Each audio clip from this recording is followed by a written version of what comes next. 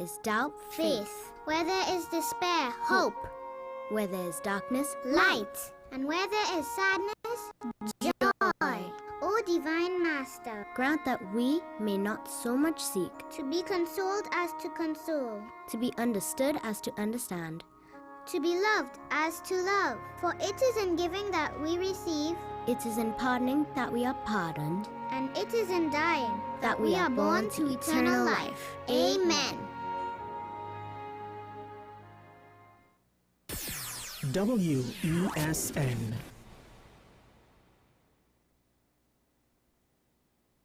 Her voice has mesmerized us for years. And now, in a rare treat for music fans, Shakuntala and Friends in concert, featuring Shakuntala Jangbahadur, singing sensation Nepal Jeklal, brilliant musician Dr. Shivanan Maharaj, master flautist and saxophonist Narendra Maharaj, with music from Shiv Sangeet Orchestra. Shakuntala and Friends in concert. Shakuntala. Feeling drained? Struggling to keep up? It's time to take control of your wellness. On this episode of Wellness Unlocked, we're diving into the key nutrients your body needs for all-day energy and balance. With 100% or more of your daily essential vitamins, plus added chromium to support healthy blood sugar, this is complete wellness in a single soft gel. Join us as we uncover how small changes can make a big impact on your health. Don't miss Wellness Unlocked. Watch now on WESN and take the first step toward better health. If these walls could talk, they'd cry uncle. They didn't plan to become offices or yoga studios. But they've stood by us, even when we got a little stir-crazy. For that, they deserve some thanks. They deserve Benjamin Moore. FanZone, your reliable, authentic supplier, has just gotten better. You can now visit our website www.fanzonett.com for your authentic wear and collectibles. The only place where you can use both your Visa debit and credit cards. Visit our website fanzonett.com to make your purchase today. WESN.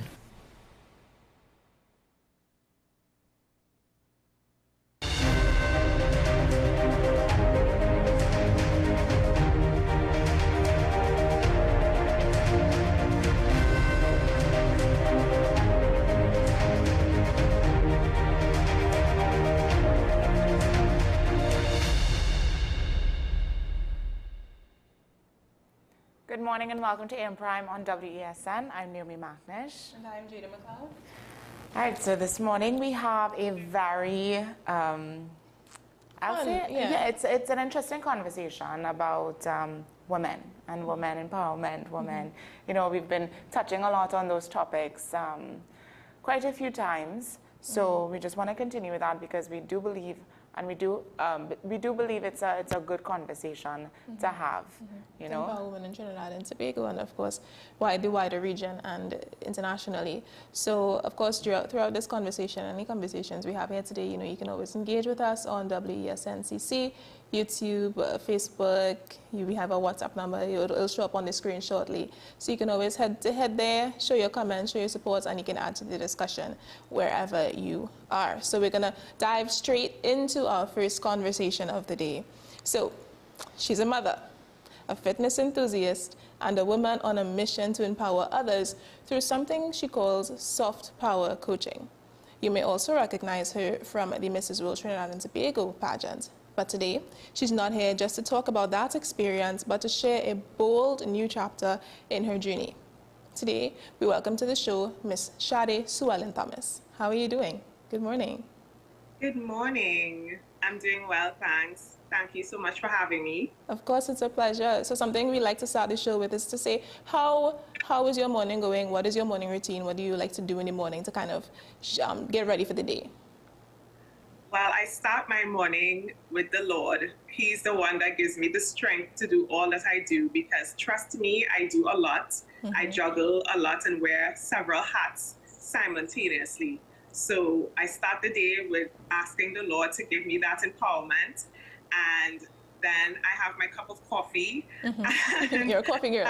Then I start my day. I started in prayer with our community at Faith Over Feelings. We start in prayer.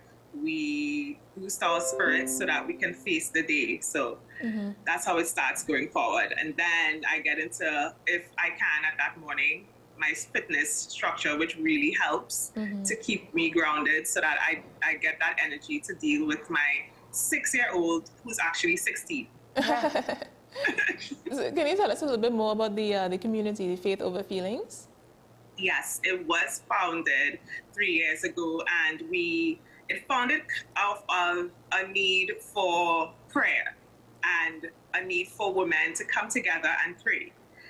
And from that need, it grew. So it grew from 3 persons to now it's more 60 persons, sometimes online. Sometimes we have a bit more, a bit less. You know how it goes. We are all mothers and working. So we gather on mornings at 5 a.m. We have a theme. So on Monday, we have Matrimony Monday because, of course, women, relationships are a large part of our lives.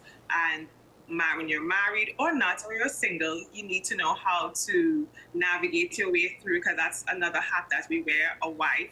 And then we have Transformational Tuesday. You know, we go through transformation, so many parts and so many aspects in our lives that we need to know how to navigate our way through that, as well as we have Word Wednesday, where we get the word, and Talk Testimony Thursday. We talk and we testify on the goodness of God. And now it's Femininity Friday, where we speak about femininity and how we should embrace it and how to use our softness to do what we need to do on a daily basis. So it's empowering women every single day and addressing certain aspects of femininity, certain aspects of womanhood. Yes, most certainly. Yeah. What type of community is this? Is it a virtual community? Is it... Do you ever meet in person, that sort of thing? Yeah. Well, it is virtual. We do meet on Zoom every morning, just like how I'm meeting with you here. So we meet on Zoom at 5 o'clock every morning. And on occasion, we do have in-person meetups. So we'll have a brunch. We'll have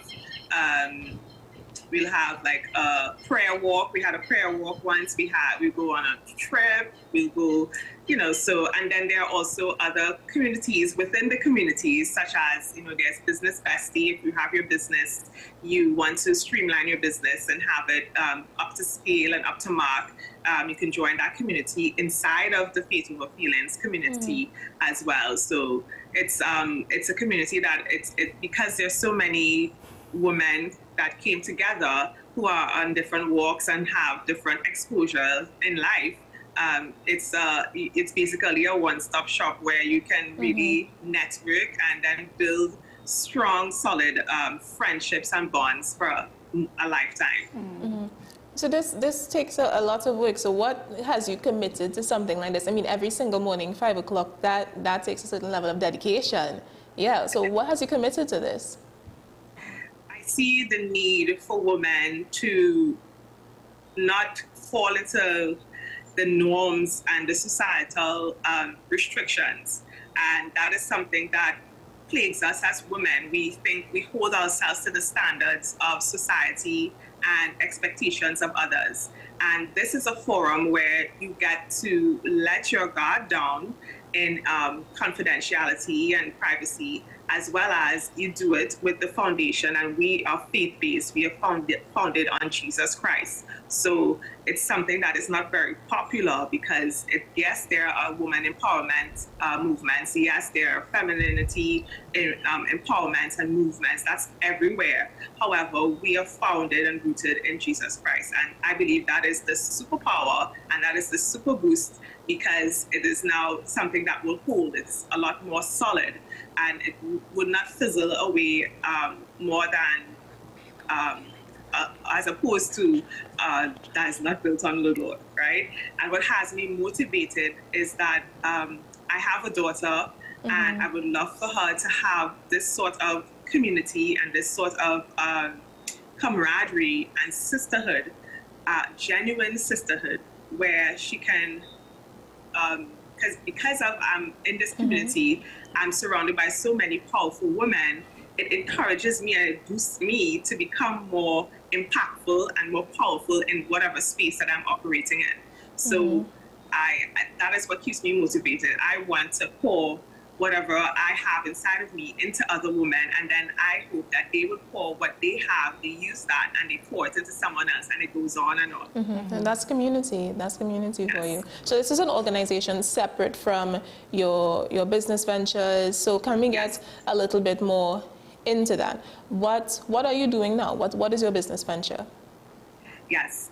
Well, apart from I do work a regular job, as in I am working for an airline. So I do that at the regular hours. Well, not really, because it's an airline, so they never close.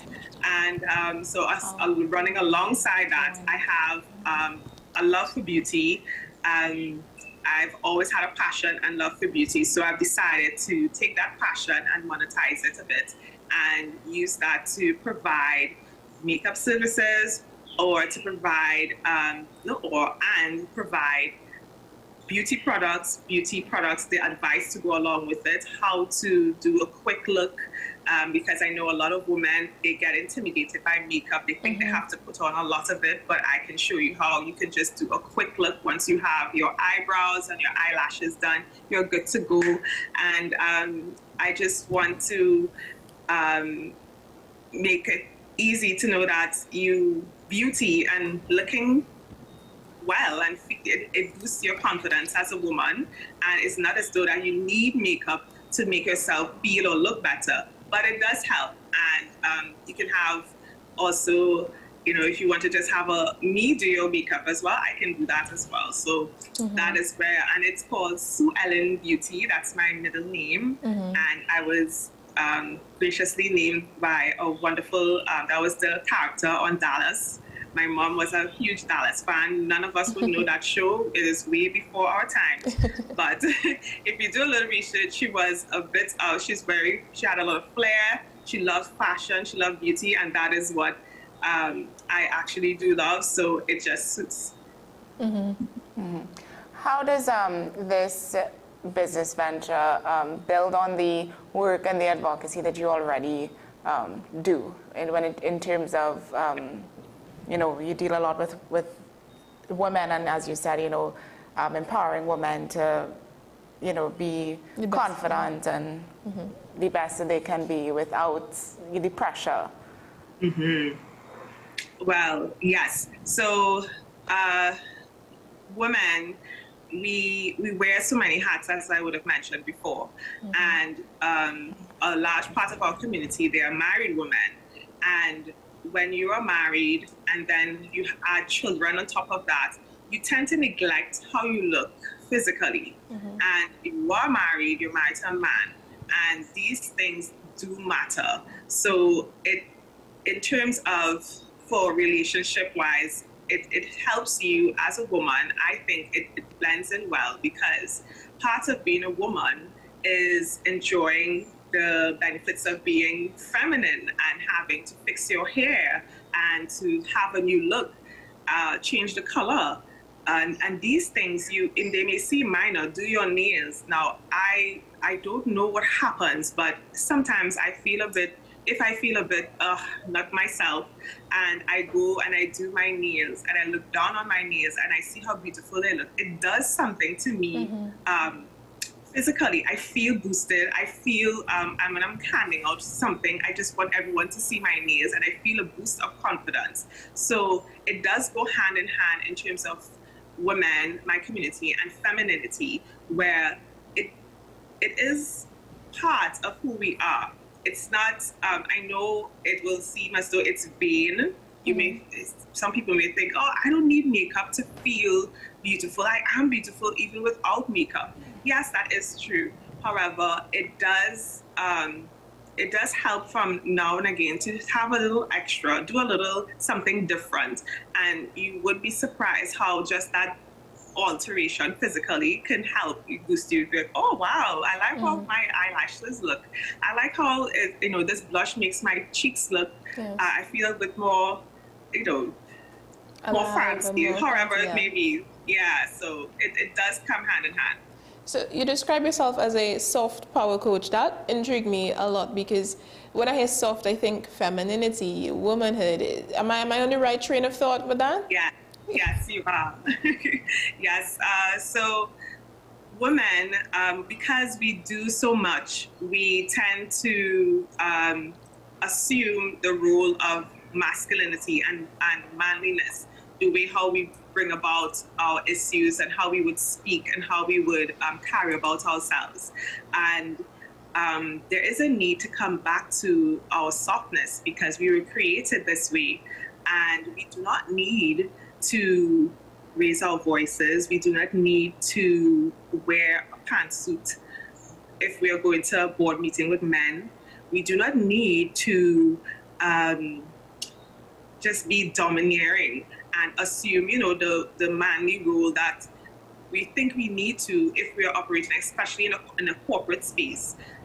You may feel as though you need to do those things. However, I have learned, and it came actually from my experience with the beauty pageant, that softness and femininity holds so much power in terms of when we walked into the room, for example, and we had our sashes on and we looked all regal and elegant and we were glittering and walking through the room, that literally, like, persons were literally parting the way for us to walk. They realized, oh, these are beauty queens. And they wanted to take pictures with us and they wanted to be in our space. They wanted to hang around with us, and that is the power of softness. When you walk into a room and you own your softness, your femininity, it's called presence. So in the corporate world, they may call it executive presence. However, it is something that we have naturally as women. So when you have your shoulders back and you're not cocky, you're not overconfident, it's just that you are owning your space. And it is something that it came naturally to me, and I realized that a lot of women struggle with it. The imbalance of masculinity and femininity, it's imbalanced. So I am going to use what was given naturally to me as a gift from God and all of my experience to help women tap into their femininity and to know that it's okay to speak softly. It's okay to wear makeup and look glamorous and still close the deal.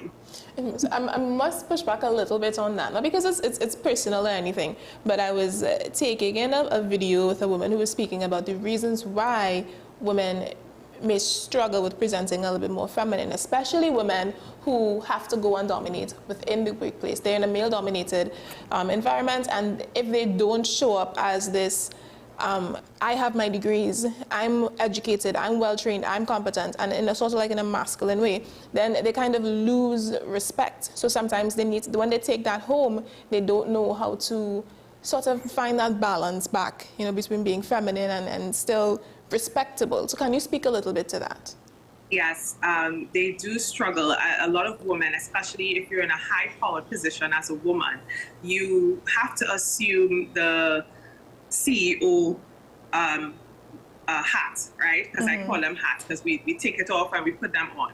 And so, yes, you have to get into a mindset and a mind frame at work where you are juggling, you are balancing your masculine, because you do need the masculine end of you to have logic and reason and to do things in a particular way and to bring order and structure to your day. And you need the feminine side to be empathetic and to be just to flow as to how you do what it is you do, because men have a way, they don't really flow. It's either this or that. So in women, we have a way of flowing, and that is because of our natural femininity. So what tends to happen is when you are operating on a high level all day long, you are in business meetings, you are closing deals, you are commanding the room, you are managing staff and all of these things, then you go home and you have to now be wife,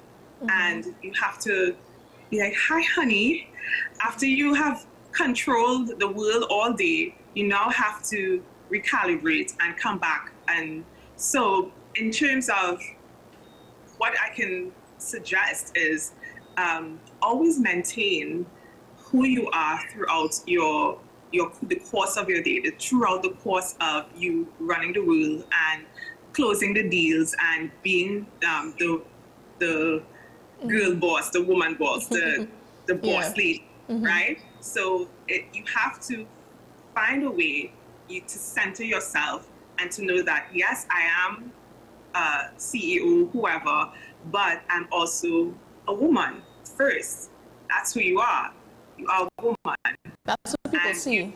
That's what people see first. Yes, you just use that and just know that when you go home to your husband or you go home to your boyfriend and you go on your dates, just know that while you do have the power to, if someone comes up to you and they say, hey, I hear you're into oil and gas, can you speak some more on that? And you're able to put on that and say, yes, I am the CEO of such and such. And you are able to now be like, okay, so it's not as though you're schizophrenic or anything. It's just that it's just a part of you. But always remember, at the base, you are a woman, and you do need to always instill that in everything that you do. Have the softness in everything that you do. What would you say is your ideal client when it comes to soft power coaching, or the type of woman that would benefit most from this coaching, this type of coaching? My ideal client would be that woman who is used to being in control a lot. So everyone depends on her. That's on work, that is in home, she's the breadwinner, she is the boss. And being in that role can harden women at times. They will think that they really are the man wearing the pants. And not really like physically, but they would, because they will have to be in such of a leadership role at all times, it will tend to just seep into their personality and how they go about their day. So they will find it hard to speak softly, or they will find it hard to not react when they're being attacked in a board meeting, like how men would just respond, and a woman, it will be best if we know how to scale back, and when we respond gentle. It doesn't mean that we are weak. It means that we are meek, and meekness is power, but under control. So I would say that my ideal client is someone who has always had to be in the leadership and pushed to the front, and has neglected the woman inside. Yeah. So I know, well, Jada would have mentioned in the beginning your mom, and you also said you have a 6-year-old. Yes? Yes, she's 16. About to be 16. So, motherhood is such a transformative journey for a woman. I believe it's when you become a mom, it's that part of your life that completely changes. So how does motherhood influence your perspective or who you are as a woman when you are, in that role of a coach? How does it go hand in hand or balance or influence each other? It does. Listen to me. When motherhood is the ultimate transformative experience in terms of you get to know who you are and who you are not, and who you would like to become. So it's so many things that happen all at once. And having my daughter has truly, I thought I was a patient and very soft-spoken, and that's me naturally. But however, dealing with her and dealing with her personality, which is a lot like mine, she's very outspoken, she's bold, she's expressive, and when she would come to me with certain things, I have to realize, she's expressing herself, and I have to encourage that, and show her how to do it in a softer way, because she's so bold and outgoing, it could come across as too much to others.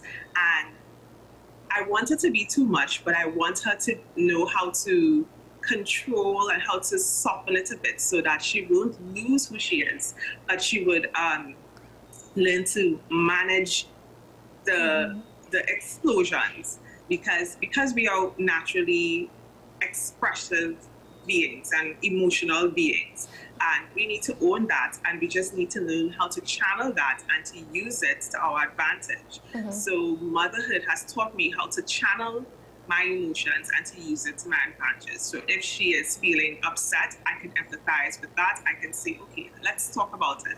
How are you feeling? How is this making you feel?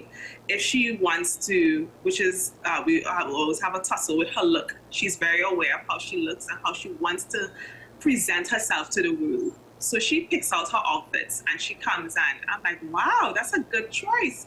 And I encourage that because, you know, that is part of femininity and expressing yourself with your look, your clothes. And of course, she sees me putting on makeup, so she's into makeup, but that's not happening until she's much older, right? So that motherhood has definitely helped me learn how to channel all of these emotions that I would have. You know, if I feel I'm not feeling confident, if I'm not feeling to show up as a glamorous every day, it does help. Where when with motherhood, it gives you that it does encourage the softness, because you have this other being that is looking to you for guidance, and you have to be like, oh yeah, I can't have an explosive moment here. She's looking at me. I have to learn how to channel my energy and how to not respond in a negative way all the time. How to learn how to. I'm teaching her how to do life. And she's looking at me. So yes, motherhood has helped. So what if I'm a viewer and I'm not fully convinced, because why do I need to show up in a feminine way? Why do I need to learn to control these things? Why can't I just be big and bold and expressive and that's it? Why does it need to be controlled? I'm not sure if you heard the viral video. The video went viral where I want to quote this correct. I believe it was a Zambian prime minister or something like that, where she said that good girls don't get the corner office. Yes, I saw that. Yes. Now it has its place in terms of you have to know that with women we don't only operate on one sphere of life. So while being bold and outgoing, and that will get you to a space, but then you're in this space, you're not in the corner office, you're in the corner office, you have the job, you are successful at your job, but your personal life is crumbling, and that's because you don't know how to balance, and not balance, but you don't know how to draw from one and leave the next. So you have to learn how to exchange the two, exchange from and pull from certain aspects of your boldness and you reaching out and being who you want to be, who you need to be to get to where you need to go, and then to draw back and tap into that feminine side, where when you need to be that way, when you need to be soft, you should be able to do it and not be isolated, where you've gotten the corner office, you've succeeded on the world standard of success, and then your personal life, you can't seem to grasp and hold on and to be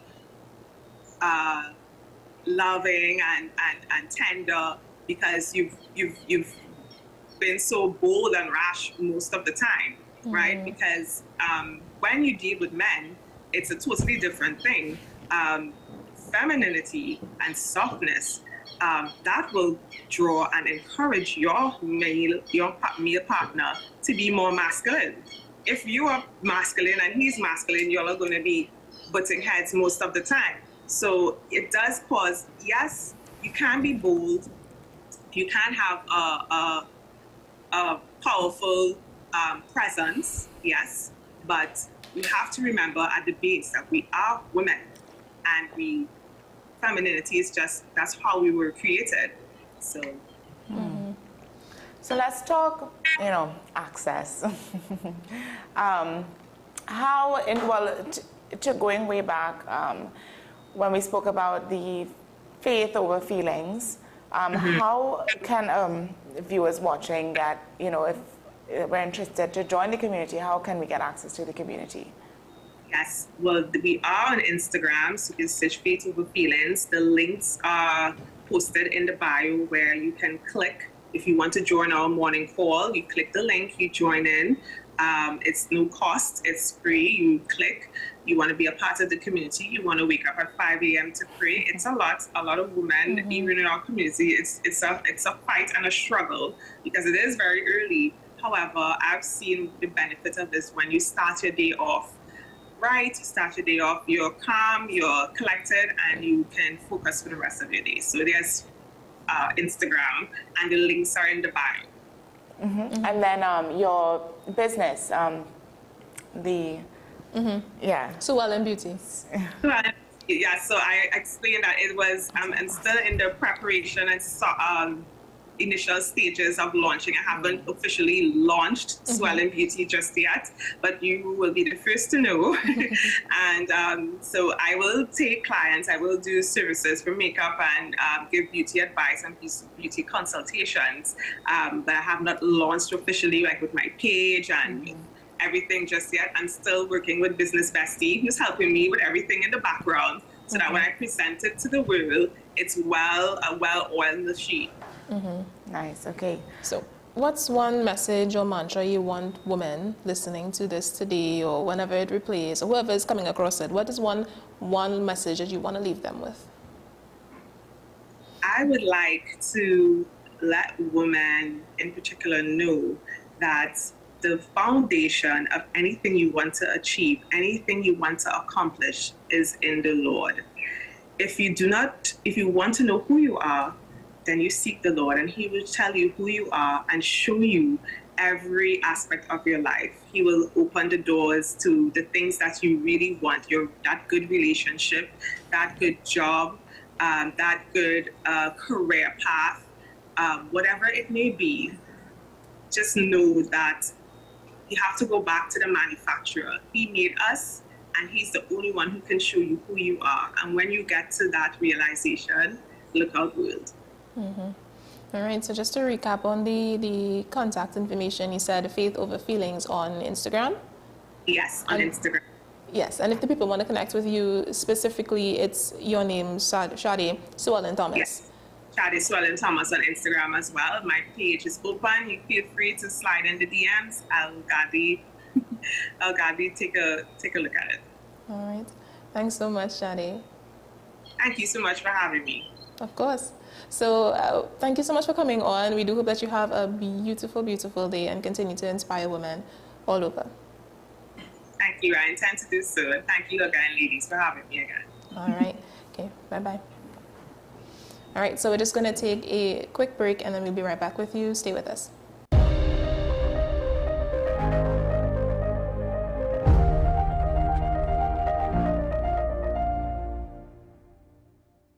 Low energy? Heart concerns? Migraines slowing you down? It's time to take control of your health. Join Wellness Unlocked, the series that brings expert advice and real solutions for a healthier you. In our latest episode, learn how Jameson CoQ10 can help support heart health, boost energy, and even reduce migraines. Get the science, the stories, and the steps to power up your health with CoQ10. Don't miss Wellness Unlocked. Watch now on WESN and start your wellness journey today.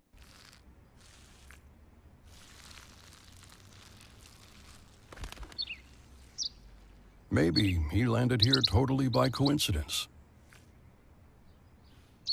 But if by chance he's admiring your fresh coat of Benjamin Moore soft sky blue, well, that's a pretty high compliment. Coming from an expert.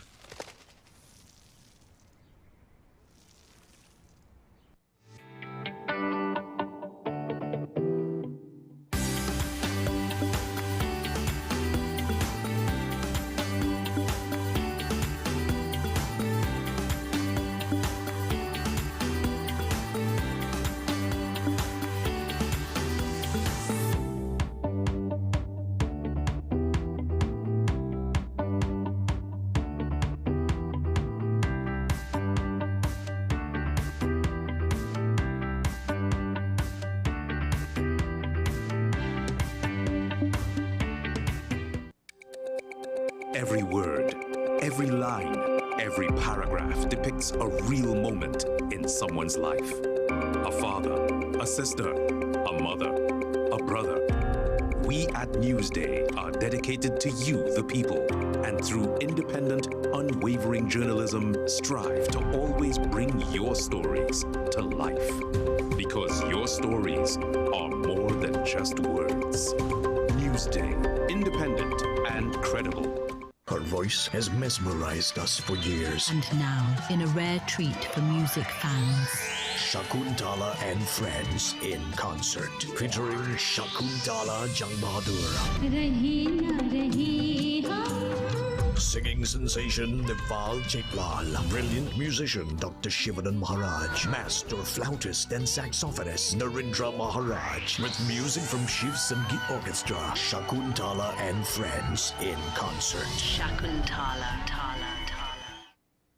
Do you need treatment for obesity or any related abdominal procedures? The community hospital now offers minimally invasive laparoscopic surgery done by an American-trained, board-certified surgeon with over 20 years' experience. Give us a call at 235-5479 for more information. The Community Hospital of Seventh-day Adventist, where good private health care is affordable. Money is something we all deal with, but how many of us truly understand it? What if you could make better decisions with your money? Decisions that secure your future, protect your family, and bring you peace of mind.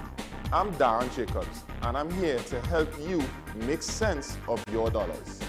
Welcome to Dollars and Cents, the show that breaks down the financial world in ways that matter to you. No jargon, no confusion, just real conversations about money, your money. So join me every Wednesday at 10 a.m. on WESN for Dollars and Cents. You are watching Strictly Legal on WESN Content Capital. Just give an overview of what exactly is that split arrangement. In the studio now, you don't need to register nothing. You don't need, we can do that another time. But then it becomes a hit. And then everybody starts to want to claim. The laws that predate many of the independent countries' constitutions are going to be those colonial laws. We know there are an infinite amount of circumstances that would lead to a murder. I have a great idea and I have a great concept, but until it's actually expressed, it does not become intellectual property. Accomplishments or targets of a forensic accountant is to quantify what may have been lost. We believe in different criminals and we manipulated the law and we exploited the system. A responsible journalist will reach out to the person who they have the information on for a comment.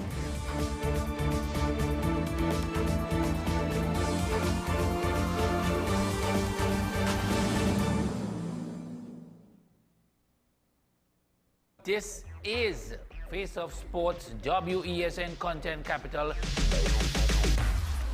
How you felt about the kiss on the lip? That's the business. I'm not to do with that. I find that was distasteful. The national senior team, whether you like it or not, that is the model for all other teams to follow.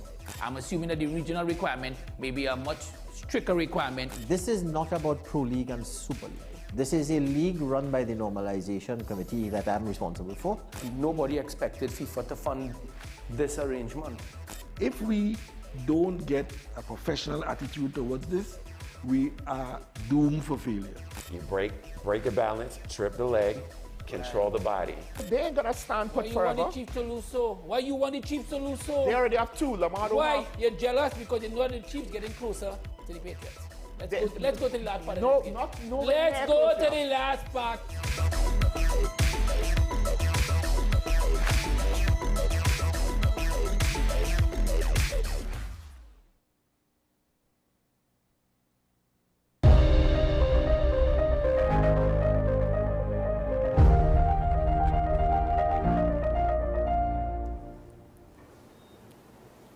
Good morning, guys. Welcome back to the program. So this morning Friday would have been the 13th Republican Parliament, yeah. Yeah, of Parliament in Trinidad and Tobago with this new government. So we have some updates for you. We're going to talk a little bit about that. Yeah. And some of the key moments that happened on Friday concerning that opening. Some new names, some new positions, some, you know. Some appointments were highly regarded as this is a good thing, and some were a bit more criticized. I was able to attend, and when I was coming in, a couple moments before it would have begun, you saw all of the guards standing. I can't believe what they call. Is it some members of the police force? They were outside.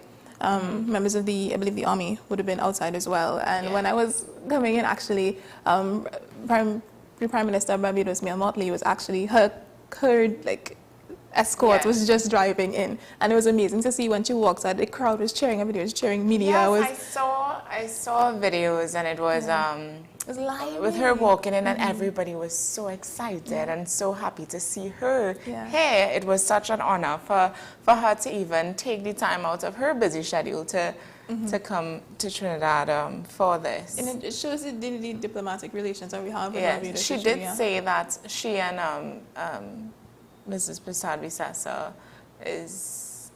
are friends. So I thought that was nice. That was really nice. You know, women supporting women. Yes, and she even made a comment about that, because now we have, the opposition is a female, the Prime Minister is a female, and the President is also a female. So it's great to see. And she as head of CARICOM. So what I liked to see was that she was very. She was reciprocating the energy that was given out to her. I heard her voice. Her voice was very booming. I heard her voice from where I was, because I was trying to not go where the motorcade was. I was trying to go behind media to go inside. Yeah.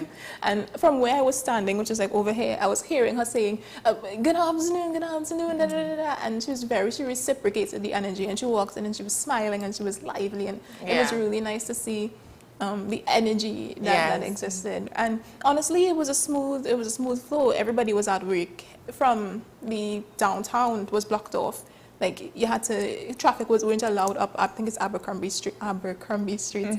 So everybody was at work for the reopening of Parliament. It was nice to see. It felt so official, my country's official. Yeah. I'm really happy it went well. I mean, I know there's a new Speaker of the House. Yes. There's a new President of the Senate. So we could talk about that. The new elected Speaker of the House is Attorney Jagdeo Singh, and his Deputy Speaker, or the Deputy Speaker, would be MP Dr. Aina Ali. So I believe this is new appointments for them. I don't know much about Mr. Jagdeo Singh, but from what I've heard, a lot of people are in agreement with the appointment. And I mean, I think he's been an attorney for a while. Right. So it's a good appointment. I think nobody really had any qualms about that particular appointment. I believe there was some not criticisms, but for the Senate, President of the Senate position. That's Wade Mark. He was previously the Speaker of the House at one point. Wade Mark? Yes. President of the Senate. He was the acting President of the Senate in the 12th Republican Parliament, and then he was appointed now as the President of the Senate, the 13th Republican Parliament. But I remember some news came out a couple of weeks ago. I don't want to misquote which publication it was, but they had a headline that said Jayanti Lakshmidiyal was tipped to become President of the Senate. That was in a few media houses. Yeah. And so I guess I kind of expected Senator Wade Mark to, come back as President of the Senate. But to hear that come out, see that article come out, and then come on the day and see that Jayanti is nowhere to be found.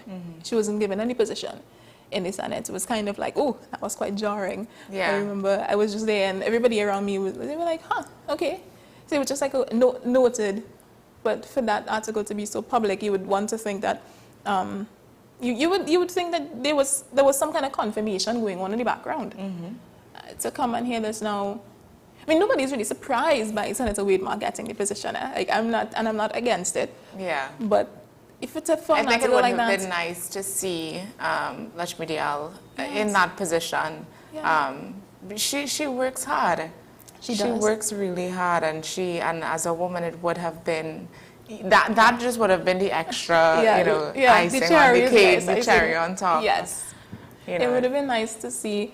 And just considering just how hard she reps for UNC, like she's very, she's very staunch in her support of the Honorable Mrs. Prasad, Yes. Prasad Bisasa, and the entire UNC party. So she wasn't given any position. I think that's what really stood out to me. Granted, the persons that were given Senate positions in the government, for the government, were a lot of people who had ministerial portfolios, but they weren't, they either didn't run for, to become an MP, so they didn't have any constituency to represent, so Yes. they needed a parliament position. Yeah. So that's why they would have been in the Senate. Yes. So she needed to appoint certain people into the Senate, even though they already had ministerial portfolios, which is understandable.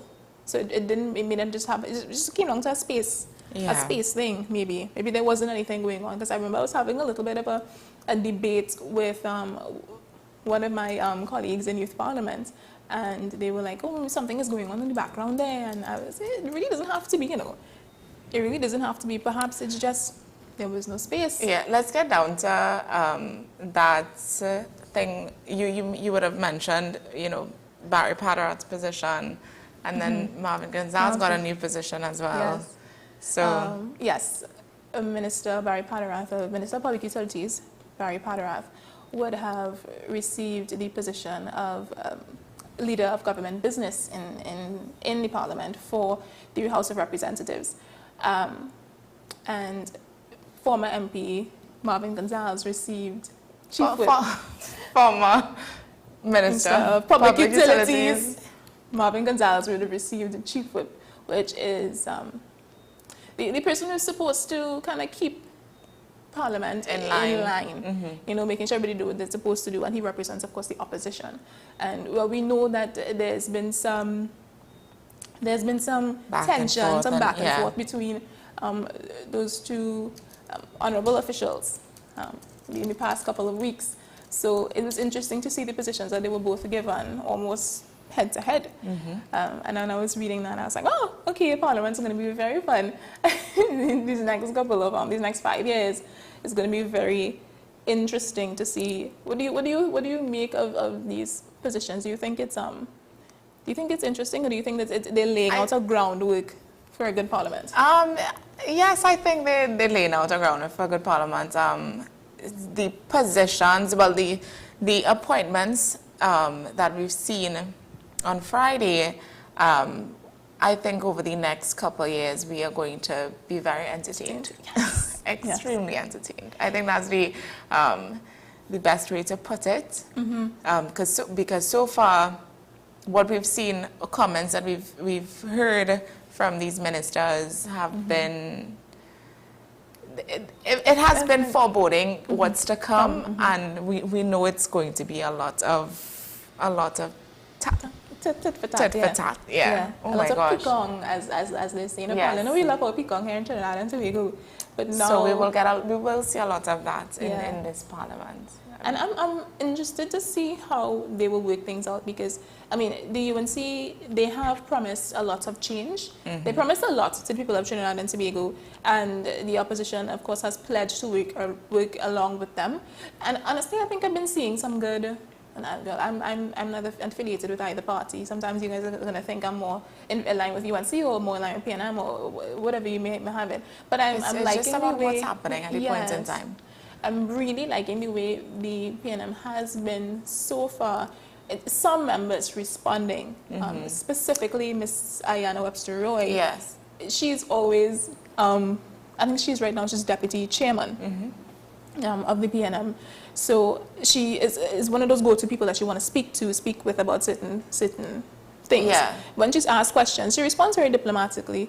But she also tells the truth. She doesn't really shy away from anything. She's never been that kind of person. The thing with the PNM now, they have to respond in the best way possible, because they were in such a bad place and during this election, they can't afford to be...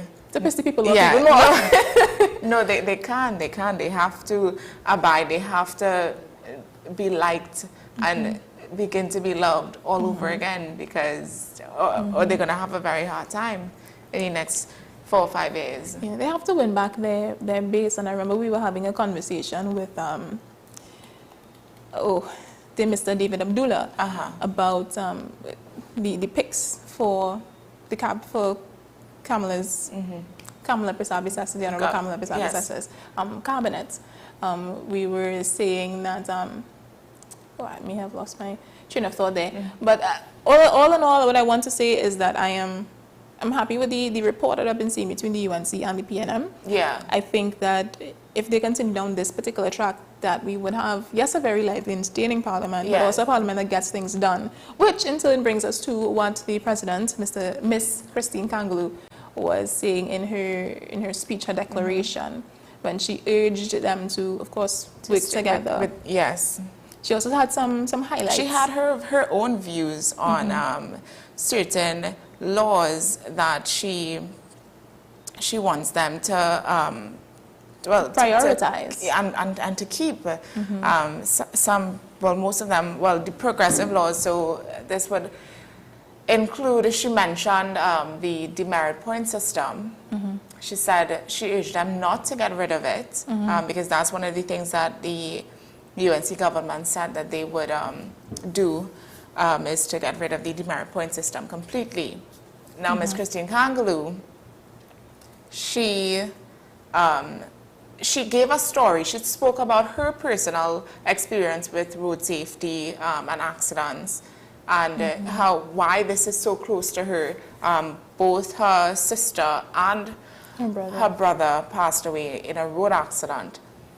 So she's urging them that we need laws like this, you know, to keep things together, to keep people safe on the road. I think, and I agree with her, I just think the law itself, it needs to probably be adjusted a bit so that it can be more sufficient. Like it has to make sense. So you're giving demerit points to persons who break the law.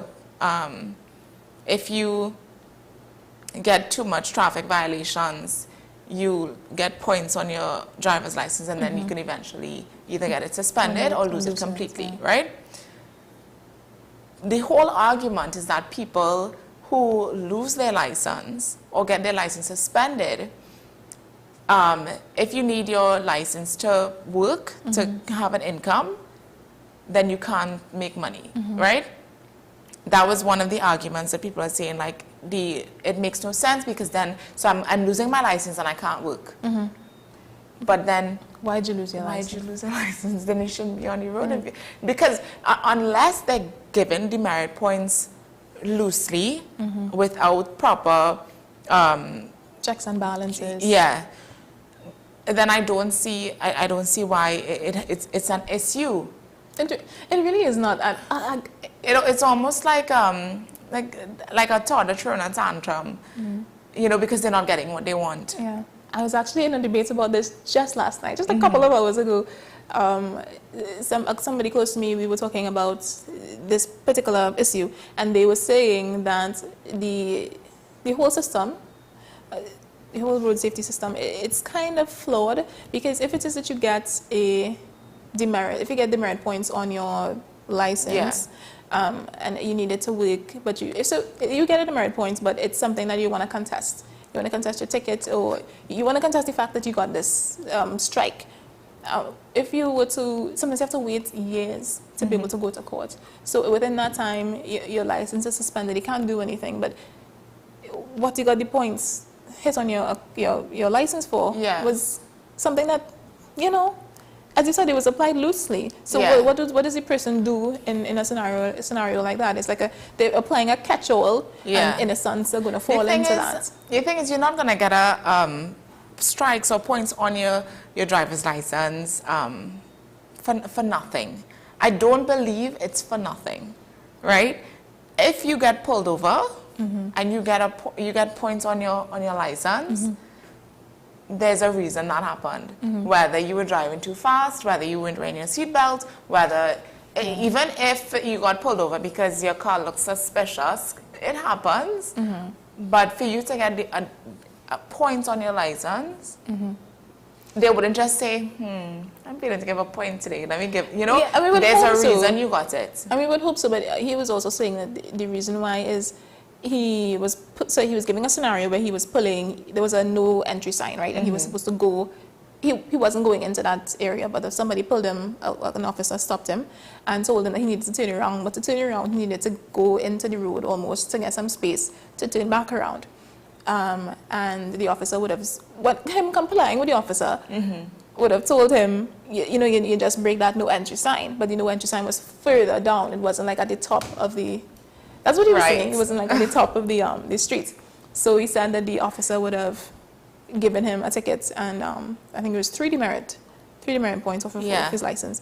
And he went to go contest. He wants to go to contest the ticket, but his court date is set for like 2028. Wow. So he was saying, how does that make sense? If his license was supposed to be expired before that, what would happen? If that was his way of getting money, what would happen then? You know? Yeah.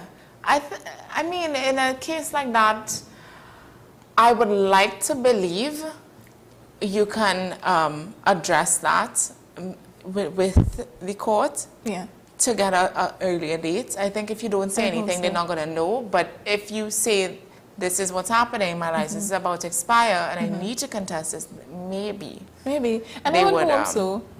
Bring it up. I agree with you completely. I do not think that we should remove the demerit point system. I think that is something that was going to keep people in line. Yes, it's going to keep people in line. It just needs to be restructured a bit and make sense. But that's what the PNM was trying to do, but of course they were trying to do it in the 99th hour. And one thing I've noticed from the Prime Minister is that she tries to appeal to everybody. Yeah. So when nobody likes the demerit point system, okay, the demerit point system, I'm gone. But no, it doesn't need to go. It just needs some restructuring. Yes. So I mean, I am agreeing with you, and I'm agreeing with the president on this. Just work around it a little bit better, restructure it so that it allows people who want to contest tickets or who may be innocent or maybe just be tied up in a bad situation to have a voice, you know? Yeah. So that's all I would say about that. But hearing the president's declaration when she got to this and she's talking about her siblings, that was heartbreaking. Her sister was a data entry clerk. So all of her family, it seems, have worked for the country in various ways. Her sister again was a data clerk, and she got a call one day and she said her sister passed away in a road accident. And then I believe a couple of years afterwards, her brother, who I want to say he was he was acting chief justice at the time, and he got into a terrible road accident that he survived for about a year, but he passed away. Passed away right after that. So to lose 2 people that are so very close to you, and then have to come and talk about not scrapping a system that is going to perhaps save more lives.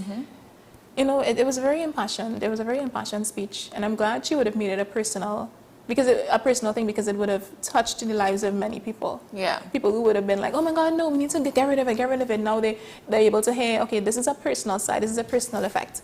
And let's see how best I can connect with this. So I think it was very touching, and also, if I may say, strategic on her end. So yeah, she had some other comments that I thought were interesting. She made a point to say that even though she is the president, she is still a part of the parliament. She still approves laws. So she made sure to say that, you know, to parliament, you're not in this alone. I am here as well. I am with you. And she also gave her own recommendations for bills and priorities. Yes. And I found that it was great to see a president so involved. Yeah, and most of it made sense. Yeah. I think, and they should really consider what she was saying and her reasons for saying for suggesting these laws. I think, yeah, so the opposition also, they listed the new opposition senators for this parliament, and some familiar, actually. We have Dr. Amory Brown. He's a opposition senator, Faris Al-Rawi, Foster Cummings, Vishnu Danpal, Melanie Roberts, Radgman, and Janelle John Bates. It's a good Senate for the opposition. PNM chose good senators. Yeah, I believe so. I have no qualms.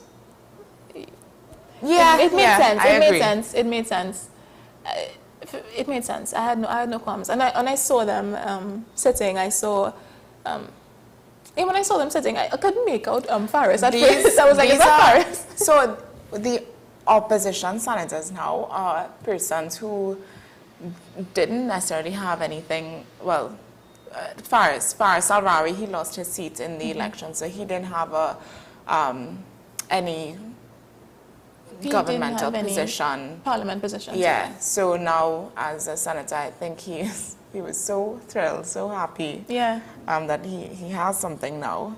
Yeah, I mean, I thought it was a good position to put him in. You know, he is a seasoned attorney, and he's well known. He has a lot of influence. It was a strategic move by the PNM. But the thing is, does he have the question for me is, does he have, you know, what it takes to speak up,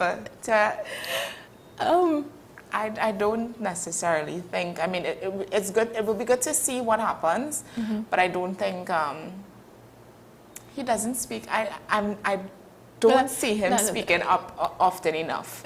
That's what they have Foster. That's what they have Foster there. But to me, it made sense. Each person was put there, and you can see where their strengths. Why their strengths landed them in that position. Oh, we'll see. So we'll see. We'll see how it goes. But I have faith that it will be entertaining at the least. But yeah. Then we saw the independent senators. A friend of the show, Dr. Marlene Atz, who was sworn in as an independent senator. Congratulations to her. This was the independent senators were selected by the president. 9 independent senators. So we have Mark Anthony Vieira. SC. He was actually a senator. He held up a senator position in the 10th, 11th, and 12th parliaments. So this is, he's a returning senator. Mr. Diarup Timal, he's a senior civil engineer and project manager with 40 years experience in contract administration. He is returning to the Senate. Yes. Then Mr. Michael Simon de la Bastide, SC. He was called to the Trinidad and Tobago Bar in July 1994 and practices out of Athena Chambers. So his practice includes civil litigation, construction litigation, medical negligence litigation, contract disputes, tort claims, and personal injury litigation. He has a lot under his belt. He's a first-time member of the Senate. Dr. Marlene Atz is a respected economist and academic who is a tenured lecturer in economics at the University of the West Indies. Dr. Marlene Atz has been on the show a couple of times. She's very knowledgeable. Educated. And well-spoken. She explains things well. Yes, she's first time on the Senate as well. Then Dr. Desiree Murray, senior lecturer in ophthalmology at the University of the West Indies, honorary consultant and ophthalmologist, and continues to contribute to the elimination of avoidable blindness locally. That is the she is the first blind senator. Oh yes, that was really nice to see. When she went up for her swearing in, she had a person assisting her reading the Deputy Clerk of the Senate, Chantal LaRouche, she was reading it out for her, and that was really nice to see. So so she's also a first time on the Senate. Then we have Mr. Courtney McNish. He has extensive human resource management and industrial relations experience.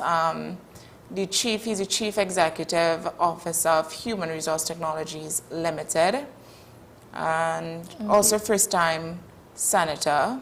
And I don't know if you'll caught the last name, but he's Naomi's uncle. Yes. Who's the last person? So congratulations to him. Then we have Miss Candice Jones-Simons, a Tobagonian, and a trainee at law with experience in trial preparation, conveyancing practice, research, and drafting legal documents. She's also a tutor at the Council of Education, Hugh Wooding Law School. Also first-time senator. Mrs. Alicia Lalit Etienne, MBA graduate, trained in the human resources field with specialized experience in the area of disability training and employment. Ms. Lalit is, correction. So before we thought Dr. Desiree Murray was the blind senator, but we were wrong. That is Mrs. Alicia Lalit Etienne. So she's the first visually impaired person to sit in the Senate. She's an experienced trainer and teacher, consultant, marketer, and conference presenter in the areas of computer access technology, development of specialized libraries for the blind and visually impaired. So, and she's currently pursuing her PhD in business administration at the University of the West Indies, St. Augustine. Also first-time senator. Lastly, Mr. Francis M. Lewis, a strategist, marketer, and business development leader with 40 years experience in diverse sectors, including manufacturing, services, and the public sector. He is the senior consultant and director of RES Consulting Limited, and he also serves as a senior adjunct professor at the UE Lockjaw Global School of Business. He served as chairman of the Trinidad and Tobago Securities and Exchange Commission and as vice chairman of the National Council for Competitiveness and Innovation, also first-time senator. So it's interesting to see we have some very educated people filling the Senate bench this time around. Yeah. Going back to the House of Representatives, we saw, I think one thing that our leaders have learned from the past couple of years is that the people realize they're fed up. What they want now is we want to put the people first. I want to come first. This is my country. I want to come first. So one thing I realized was similar in both the Prime Minister and leader of the opposition's speeches, where that they wanted to, they referenced that this is the people's house, that we're doing this for the people. So I'm thinking that they now realize both sides of the... Yes, that's why it's called the House of Representatives. They're representing us. You know, the 4 point however much million people in Trinidad and Tobago, we can't all speak up and have something to say in Parliament, right? So we have representatives. I was happy. I was happy that they both declared 1.4. I was like, I wasn't too sure that. Yes, 1.4. Yes. It's probably more now. Let's hope it's 1.4, maybe between 1.4 and 1.6. We could probably research that and let you guys know, but I believe it's 1.4. Right, so... The reason why I said that is because it's been 1.4 for... a long time. A very long time. Yeah. So yeah, I think that's something to... I'll look that up. But yeah, the Prime Minister would have said this Parliament is the people's house, and she promised that the UNC will never abuse the 3/5 majority it has in the House. The leader of the opposition, Ms. Penelope Beckles, promised that the PNM in its new role as opposition would put people before politics. So they both learned something, that you can't play with the people. The people need to come first. Our issues need to come first. You can't be filling your pockets and not giving us anything. Because we elected you there. And that's something that we always need to remember, is that we elected our officials there. They're not better than us in any way, really.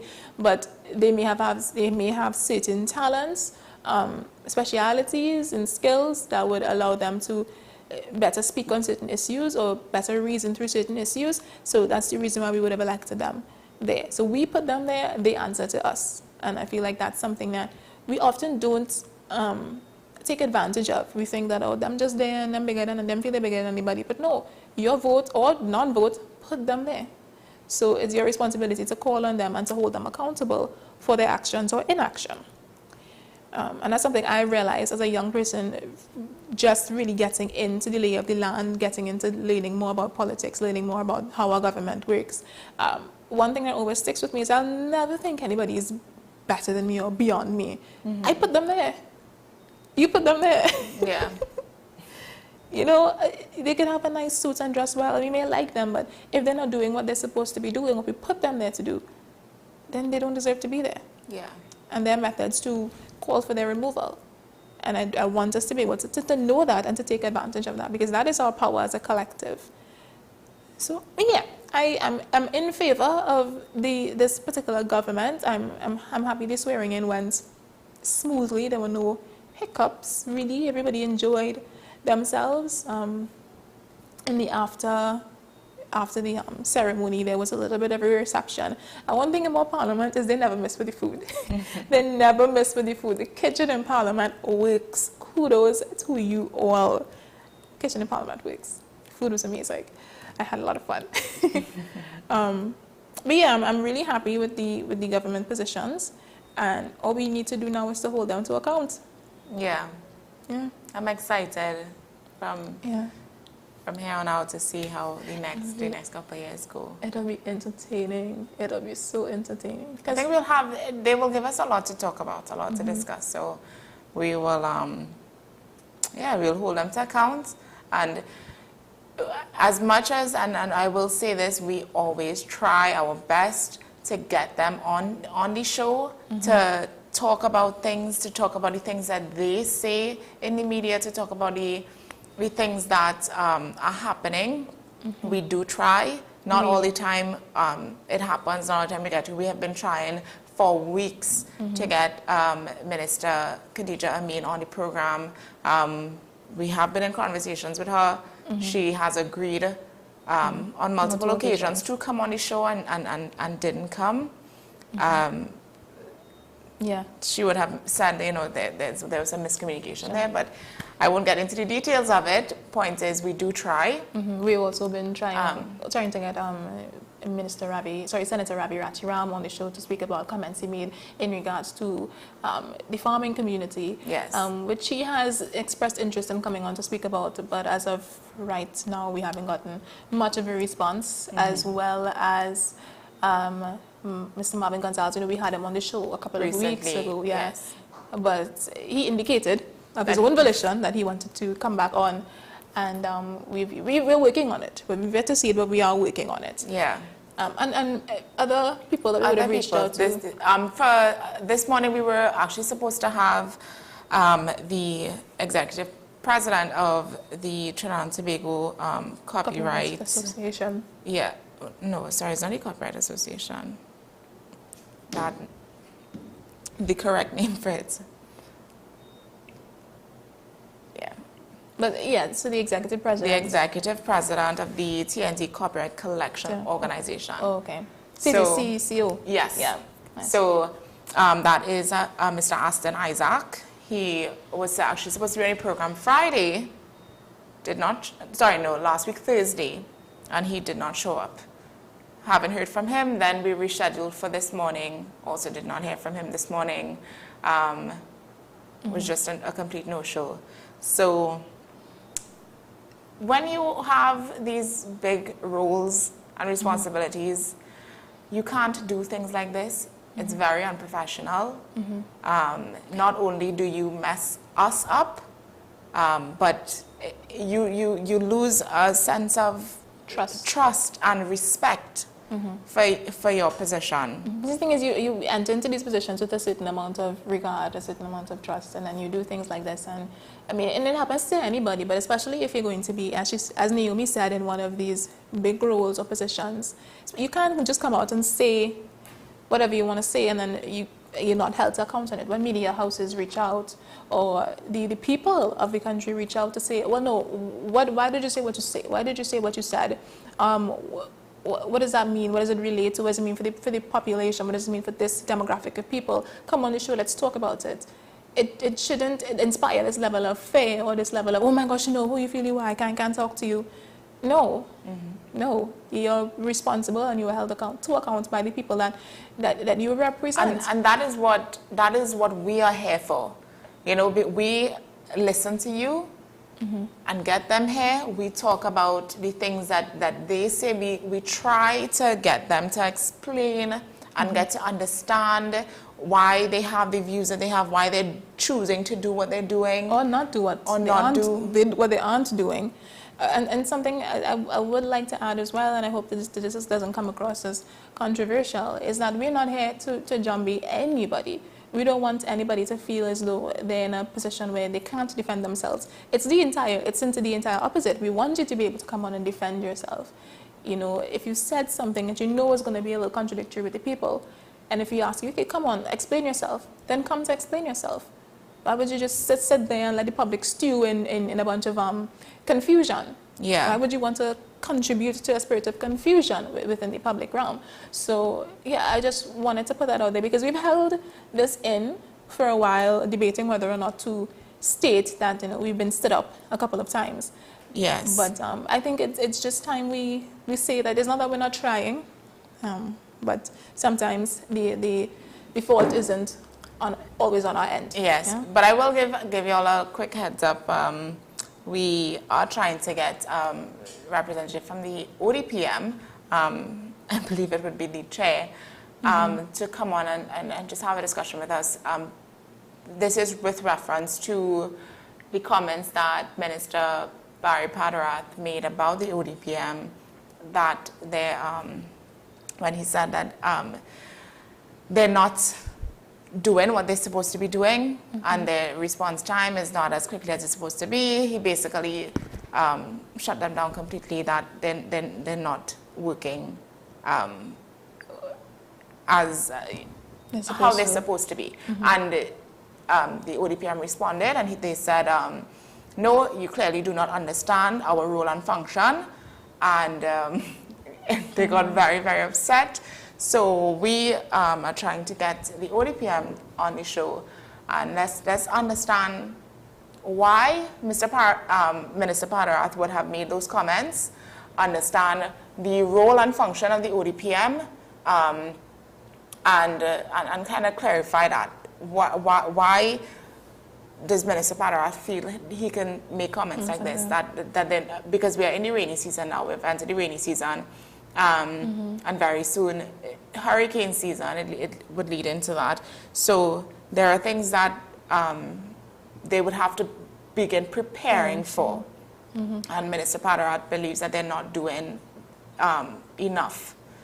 And so it's fair to say that, but why come out and let the public know that there's disarray between the ministry and ODPM? Isn't that something that they could have kind of fought out on their own and then came to the public with some sort of resolution? They're all about being transparent.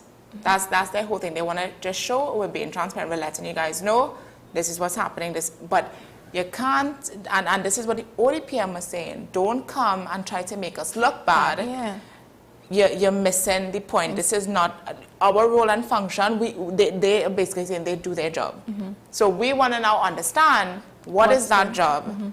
And let's see how you're doing it. You're saying you're doing your job, okay? And we could probably try to even get Minister Barry Padarath on the show to talk about his views on it. Because something is, yes, you're trying to be transparent, but when you're opening your mouth and you're being transparent, a lot of nothing comes out a lot of the times. And sometimes you have to be very careful that you're being transparent, yes, but don't venture onto being bullying. You can't venture on to be a bully. You're already in one of the highest positions in the country. Anything you say is going to be regarded as, is going to be highly regarded. It's going to be highly debated. So when you put something out there into the realm, into the public sphere, it needs to be backed up by something. If you know it's going to cause confusion, why would you do that as a minister in public office? Yes. Yeah. You know? And it's the same thing going on with the stuff with UE right now. That's something I would love to hear more about. Why UE is being called out in such a big way right now when they're saying that their campuses, specifically the Debe campus, is up to par, and they're saying that the government is saying that it's not. Where's the disconnect? Why is there a disconnect? And why are they working along with each other Why does this have to come out in the public and there was this big bacchanal? Why can't you say, okay, we're working on coming up with some sort of resolution? But no, it's a call out here and it's a call out there and it's a, I don't like you and I don't like you, I don't like what you're doing, I don't like what you're doing. Just get it done. That's what you're there for. Get it done. Yeah. Are we going to take 5, 10 years to get one thing done? What? We have to stop that. We have to have some sort of efficiency. And this is not a call back to the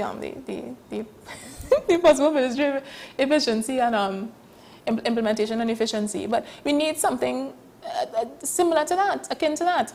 Because a lot of things get held up in talk, but there's no deliverables. Where are the deliverables? We're not seeing that. And your honeymoon period is running out. This is to the UN, so your honeymoon period is running out. We need to see some action. So that's where I would stand. So, and just going back about the population. It's actually 1.51 million as of January 2025. So that is a 0.3% increase from 2024. Yay, population growth, population growth. All right, so I think we can take a really quick break and then we will come back with some more topics and conversations for you. So stay with us. We will be right back.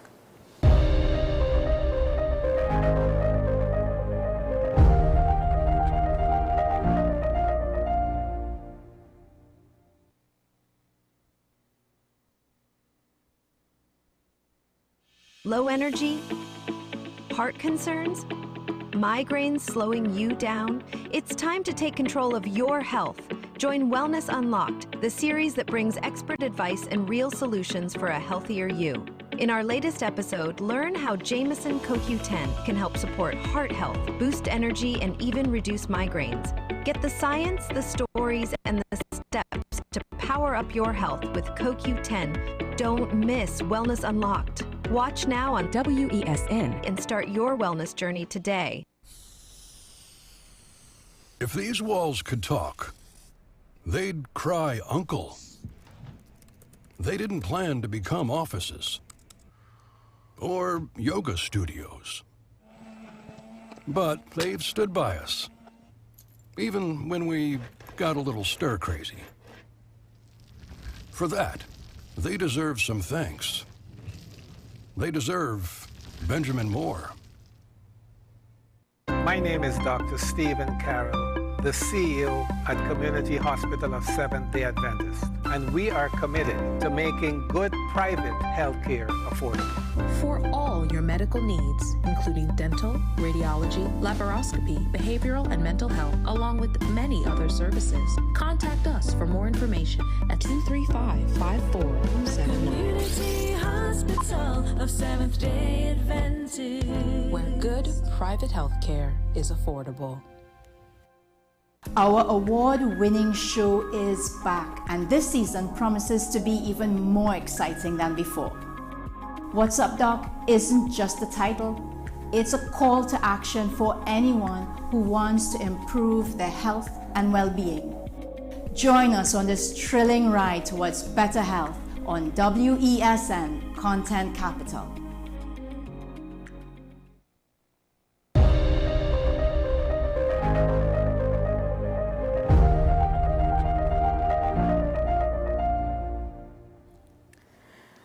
All right, so we're back.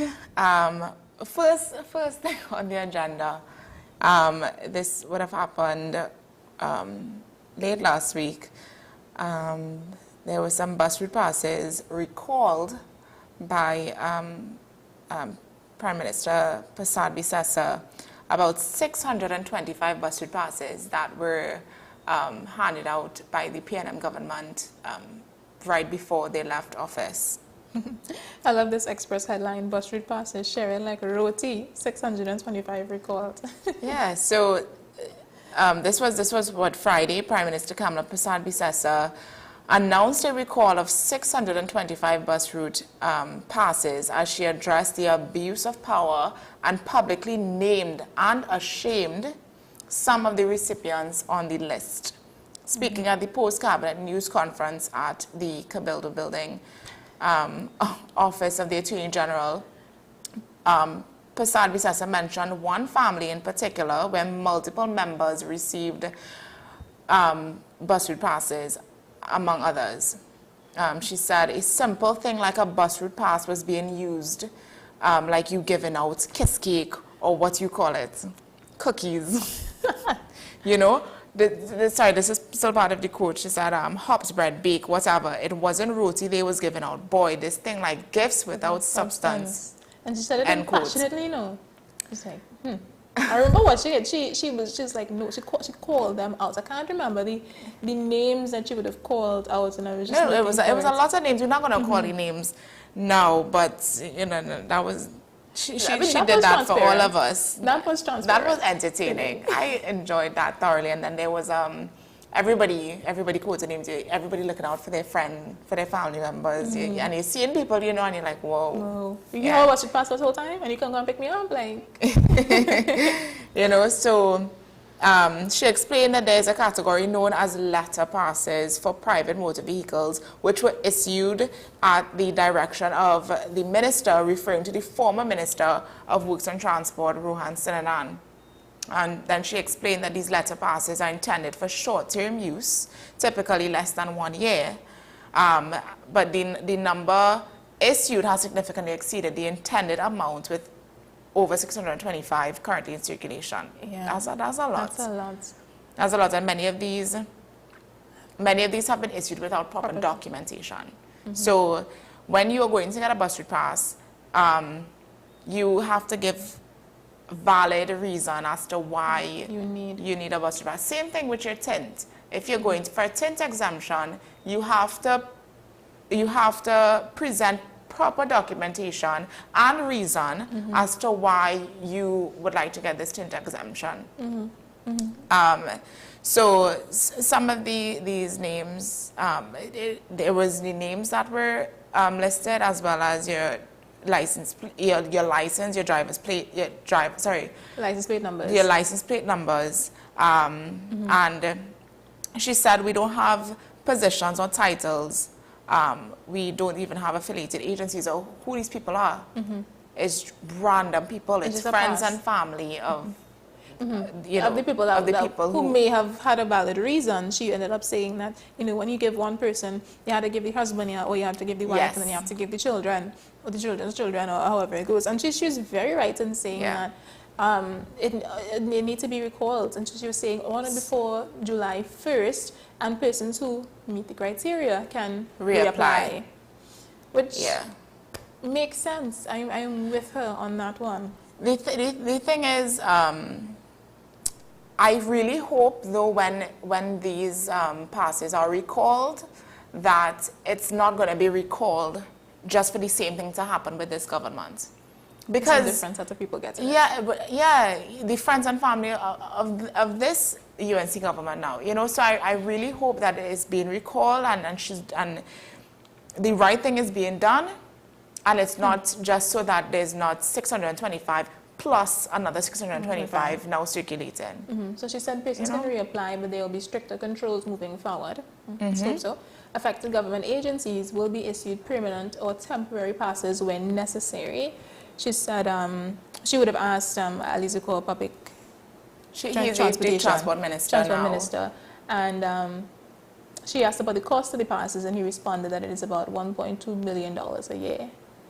$1.2 million a year.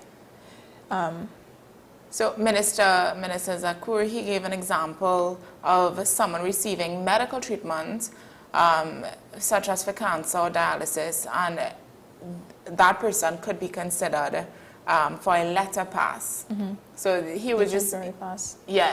So the letter pass is you get that for a year. So it's not the same as the bus route pass. I believe you have that for. Not too sure, but it's a longer period. Yeah. And it's a longer period. I think it's a few years. Prime Minister also, she gave another example, which I thought was very. The fact that maxi operators, they pay a fee to operate on the bus route.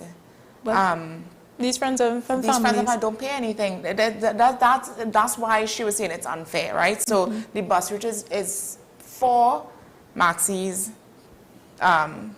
maxis and buses, the maxi taxi operators, they have to pay $1,200 a year to use the bus route, right? And then she said, but you have these friends and family not paying 5 cents. They're not paying anything. So it is unfair. So I understand this whole thing now. Yeah, she says Transport and Civil Aviation Minister Senator Eli Zakor said that each letter pass costs $145, not including labor. So you give that out times 645. $625. It's a lot of money. It's a lot of money that we spend our money, taxpayers' money, it's being spent on other people's convenience. So it's a good thing. It's a good thing that she as I was talking to you when we were on break, it's a good thing she yanked it. Yanked it. On or before July 1st. Give it back. Give it back. Yes. So I thought that was one good thing that she said she was going to do. I'm not too sure what the process would look like. Is it that they're going to go into people's homes or force them to surrender? No, I think because they know exactly who has these passes, so it's really just I think revoking it is not. You either probably have to bring it in, or she will put out like a notice. I don't know, guys. I'm just saying how I think it might run. You know, put out a notice, bring it in by so today. If she said July 1st, or she will just completely ensure that it's completely null and void. That bus route passes with these dates, or whether I think some bus route passes have codes on it or something like that. So it just might be null and void. So is it maybe they would station officers, you think? Maybe. For the first like a week or 2 weeks or so on, to check as they go on and then to revoke. Maybe. But honestly, I think the easiest thing to do would be to just let them bring it in to the ministry. So you return any pass and just tick off names. You already have a list of names. You hope they would be honest. Yeah. I hope that they will be honest. Because if there's some people, especially if you say they're giving it to friends and family, what if somebody's like living abroad or, you know, they moved abroad and they didn't give back the pass? Or, this is a little Yeah, but you can't use the pass anyway. Because if I have a friend who has a bus route pass, I cannot use their bus route pass. So the person's like name and maybe a code for that individual is on it. Yeah. Okay. Well. Okay. That works. I really do hope that the people are honest though, because it's one little cleanup. Some crumbs just cleaning off the floor. We have a lot of cleanup to do, but I'm happy that she took this. She took this step. And one thing I like about how the Prime Minister speaks is that she speaks with a lot of intention.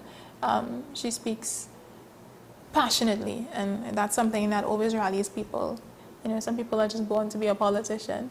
And I think she was one of them. So I liked how passionately she spoke about this, and how she speaks about people, about the people in general. Again, I'm not affiliated with anyone.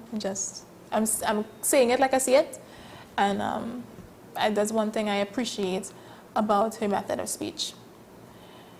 So, yeah, I mean, democracy at work.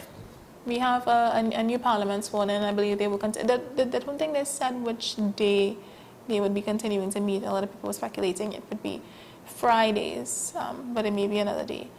What day they would meet every week. But we have a new parliament sworn in. We have, and I want to believe the Commissioner of Police is, I'm not sure if he's acting, if he has been sworn in as Commissioner of Police, but Junior Benjamin, as Illa she's been on suspension. I believe asked, and she's on leave, yes. In other news, I see here Nicole Dyer Griffith, she shared some good news over the weekend about her cancer battle. So for those that don't know, I mean, this has been something that was around for some time now. She would have announced breast cancer. No, sorry, the announcement would have been a brain tumor. So I see here, she on May 25th, Diane Griffith, she was a former senator and the wife of former police commissioner and Minister of National Security, Gary Griffith. She appeared in a video with a bald head to announce she was diagnosed with stage 3 inflammatory breast cancer in April 2024. And then in a video taken in her vehicle, she shared on social media, on March 14, she said she had completed her radiation treatment and was taking hormone suppressants. At a medical checkup, she told her doctor she was getting headaches, and just to be safe, an MRI was scheduled for her. Those MRI results subsequently showed she had a tumor in her brain. In the latest video, Diane Griffith said the stereotactic radiation surgery was completed and went well. This is a precise form of external beam radiation therapy used to treat abnormalities in the brain and spine, including cancer, epilepsy, and arteriovenous malformations. It delivers a highly focused dose of radiation to the target area while minimizing damage to surrounding healthy tissue. SRS is often a viable alternative to traditional surgery when the tumor is inaccessible or too risky for surgery. She added, I also did my post-treatment PET scan, which is to see if there is a residue of the disease anywhere, a PET, which is positron emission tomography scan. This is a medical imaging technique that uses radioactive substances to visualize and measure change in metabolic processes within the body. These scans are helpful in diagnosing and planning treatment for various conditions, including cancer. Diane Griffith smiled as she said, thus far it was clear. So from stage 3 breast cancer to stage 4 brain cancer to a clear PET scan, God is absolutely fabulous. She acknowledged this is a journey and challenge. She acknowledged this is a journey and challenges lay ahead. Diane Griffith said she was confidently taking this journey one step at a time and one day at a time. She told other people facing similar challenges that they remain in her thoughts and prayers. Diane Griffith and Mr. Griffith will,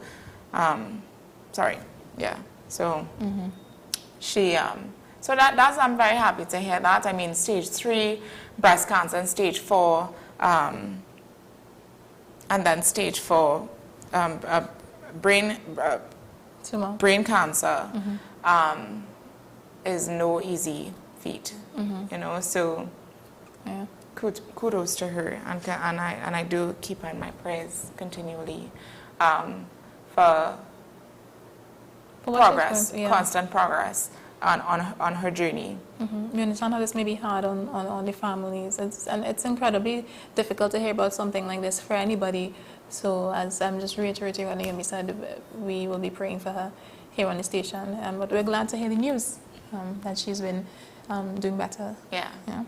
Wanted to kind of give you a little bit of a teaser of a conversation that we'll be having next week. I know that we all see what's going on between Israel and Palestine right now. For the past, I think it was 2 years. I mean, it's been going on for a long time, but the conflict, the war has increased a lot in the past couple of years. So next week, we're going to be turning our attention to that region. We'll be joined by Palestinian journalist Youssef Al-Halou, someone who has not only witnessed the atrocities and the horrendous conditions that Palestinians have been living through, going through, but he's going to tell his own story of survival and his family's story of survival. We'll be cutting through a lot of the misinformation that kind of gets published or is allowed to come out, and hearing from somebody that's actually been on the ground.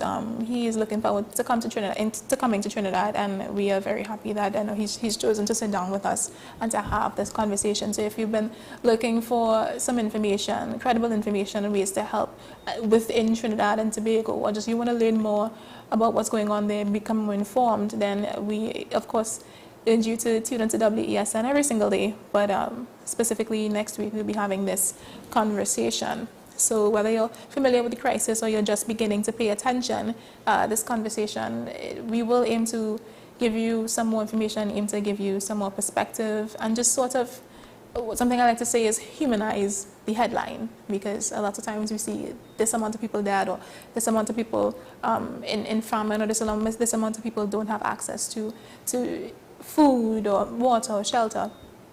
But it becomes so much that we become desensitized to it. And that's the power of the news. But it's time that we put faces to the names that we see, and we put humans behind the headlines. So, you know, it's WESN, it's AM Prime, it's real journalism, and we are looking forward to that conversation, and we hope that you guys will be tuned in to hear more about it. We do have other exciting conversations coming up that I won't tease right now, but you know that we are working very, very hard behind the screens, behind the scenes, to give you guys the most timely and interesting conversations. And informative and yes, entertaining, and just, you know, so... We do hope that you stick with us, because this work should not be gone unheard. Yeah. Unheard. It's something we're just like you. We're interested in hearing all of these stories. We're interested in becoming informed. You know, one thing both Naomi and I would agree with is that our job as a journalist is to make sure we contribute to an informed public. Yes. And ask the right questions, the ones that, you know, we believe that you would want to know as well. So we do our best. So even on that, if there's a conversation, and we've done it before, there's a conversation you want to hear from some elected official, you can send it to the WhatsApp or comment on any of our live streams, and we will, you know, do our best, as we've done before, to give you that conversation that you request. Yeah. Yes. So I think we can wrap up here for today. We have Sean Michael Small with Talking Point on the hour. So make sure and stick around for that. And we are going to close with a little bit of a quote. A quote? This is by Franklin D. Roosevelt. So it says, "When you reach the end of your rope, tie a knot in it and hang on." So when you reach the end of your rope, tie a knot in it and hang on. Give yourself a lifeline. I was listening to a podcast this morning. Something we both like to do in the morning, because we're up very, very early. Yeah. And sometimes it's really, really hard to kind of get ourselves together to come on. But we do it every day. And so I heard this something like this, a quote like this, and I really wanted to share it. So when you reach the end of your rope, you're running out of patience. Yeah. Just you're running on low. Tie the knots and hang on it. Yeah, I love that. I think to interpret that in you know, in a real example, it's like you can't do it. You're fed up. You know, you're fed up. You're frustrated. You just wanna, like this morning. You wake up, I personally wake up 4 o'clock in the morning. There are some days where I just want to go back to sleep. I don't want to get off the bed. I don't want to get ready. I just want to lay my head and close my eyes and just fall back asleep. It's dark outside. And it's dark, you know, why am I waking up in darkness, right? So that whole thing to me is like, at that point, I have to I don't want to do it. I just want to slip away. But no, I have to tie that rope now and hold on. And I might be holding on at the very edge, but I'm still holding on. So imagine the rope, and then I'm holding on to that knot, and I have to get up, and that knot might carry me throughout the entire day. But the point is, I didn't let it slip away. Right? I didn't give up. And to anybody out there, because we know different people have different jobs, and if you're waking up really, really early, or you have to do something that's really, really hard, one thing that I like to stick to is the rule of the first 15, whether it's the first 15 seconds or the first 15 minutes. Give yourself 15, whatever time constraint it is, to get over it. You know, people would say 5 seconds. So 5 seconds is enough for you to get back into your bed. 10 seconds, but 15, it pushes you, right? So it takes 15 minutes to get into the shower, let that water go over you and it wakes you up. You know? So it's the first 15 seconds and the first 15 minutes to make a decision. So give yourself the first 15. And that has helped me tremendously. And just remember, the hardest part is getting off the bed. Once you get off the bed, you're good to go. Opening your eyes is one thing, but if you stay lying down, you will close your eyes back. So just get up, get off the bed, get your blood pumping, and you're good to go. Yeah? Yep. So guys, stay safe, stay inspired, stay informed, and stay for Sean Michael Small on the Hour with Talking Point. We will see you back here again tomorrow morning. Bye-bye. Thanks for watching. Bye-bye.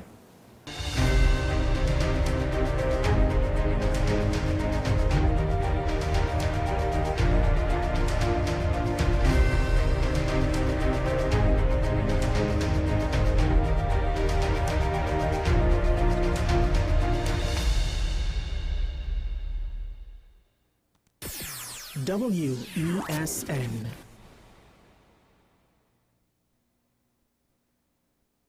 Her voice has mesmerized us for years. And now, in a rare treat for music fans, Shakuntala and Friends in concert, featuring Shakuntala Jangbahadur. Singing sensation Nepal Cheklal, brilliant musician Dr. Shivanan Maharaj, master flautist and saxophonist Narendra Maharaj, with music from Shiv Sangeet Orchestra, Shakuntala and Friends in concert. Shakuntala, Low energy? Heart concerns? Migraines slowing you down? It's time to take control of your health. Join Wellness Unlocked, the series that brings expert advice and real solutions for a healthier you. In our latest episode, learn how Jameson CoQ10 can help support heart health, boost energy, and even reduce migraines. Get the science, the stories, and the steps to power up your health with CoQ10. Don't miss Wellness Unlocked. Watch now on WESN and start your wellness journey today. Every day, we communicate through stories. Stories of ourselves, our challenges, our goals, our experiences, and our aspirations.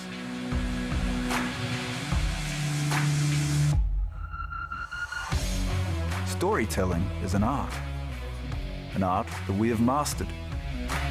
WESN Film Studios comprises a collaborative team of experts with extensive industry experience locally, regionally, and internationally.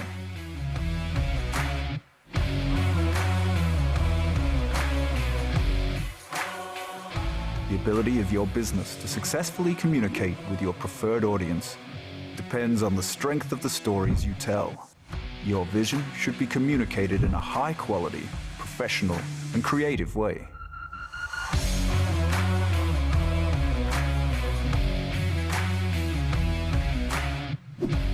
From concept to post-production, advertising to film, multi-camera productions, live events, streaming, and virtual conferencing, we are WESN Film Studio.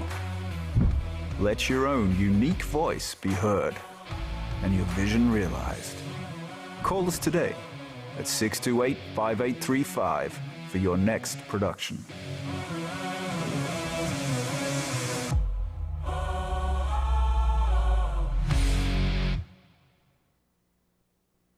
This is 10 Questions. I'm Andy Johnson. The distance from where we should be in the world in going forward and our commitments with climate change. The effects of climate change that cannot be accounted for, it's called loss and damage. And we're seeing loss and damage happening so much more in this decade and the previous decade. The principal term there was this question of the correspondent banking issues. That is why we're trying to build capacity with this country here, Trinidad and Tobago, and other countries in the region. Man is not showing any signs of stopping or even slowing down. More than half of the forest in Trinidad is already gone. All the plants and all the animals and all of the nice clean water and fresh air and everything had to be on this planet for humanity to have a chance. We have small change when it comes to countries that can take decisions, and when they speak, the world listens. The General Assembly is a very democratic forum. And Trinidad and Tobago has the same vote as Canada, in spite of the obvious difference in size.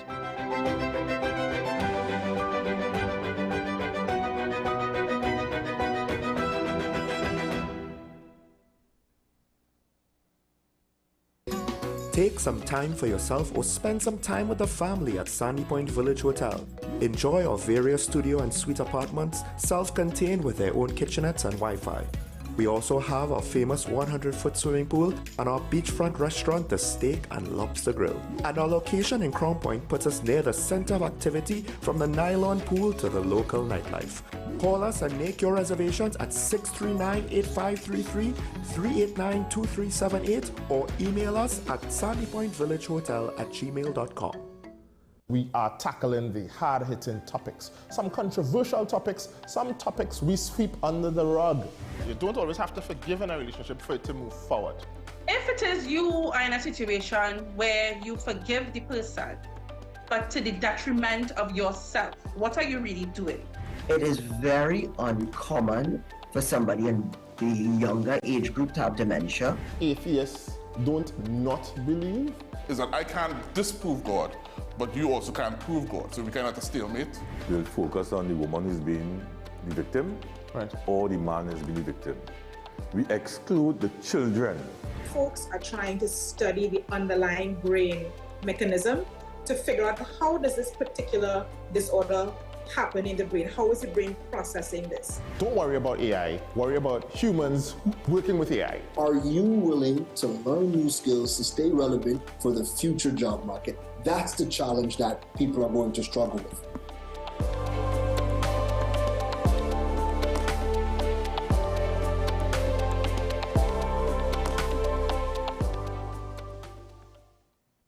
You are watching Strictly Legal on WESN Content Capital. Just give an overview of what exactly is that split arrangement. And it's, nah, you don't need to register nothing. You don't need, we can do that another time. But then it becomes a hit. And then everybody starts to want to claim. The laws that predate many of the independent countries' constitutions are going to be those colonial laws. We know there are an infinite amount of circumstances that would lead to a murder. I have a great idea and I have a great concept, but until it's actually expressed, it does not become intellectual property. Accomplishments or targets of a forensic accountant is to quantify what may have been lost. They believe we defend criminals and we manipulated the law and we exploited the system. A responsible journalist will reach out to the person who they have the information on for a comment.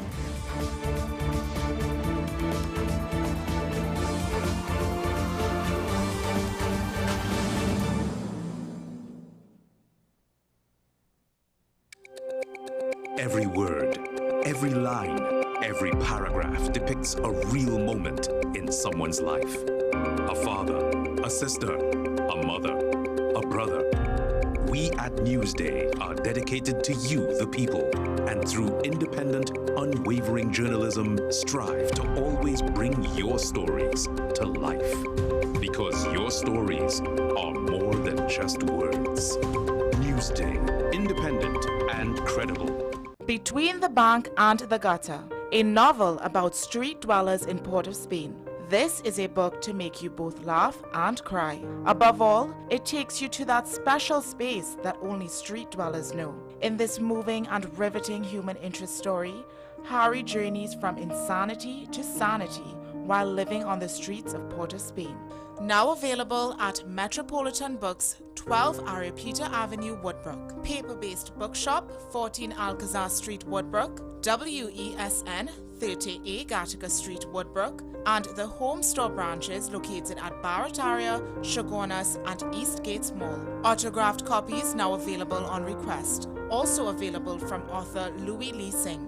I Used to Live in Heaven, Letters to My Granddaughters, Local Government in Trinidad, Conspiracy Against the People, and Closer to the Church.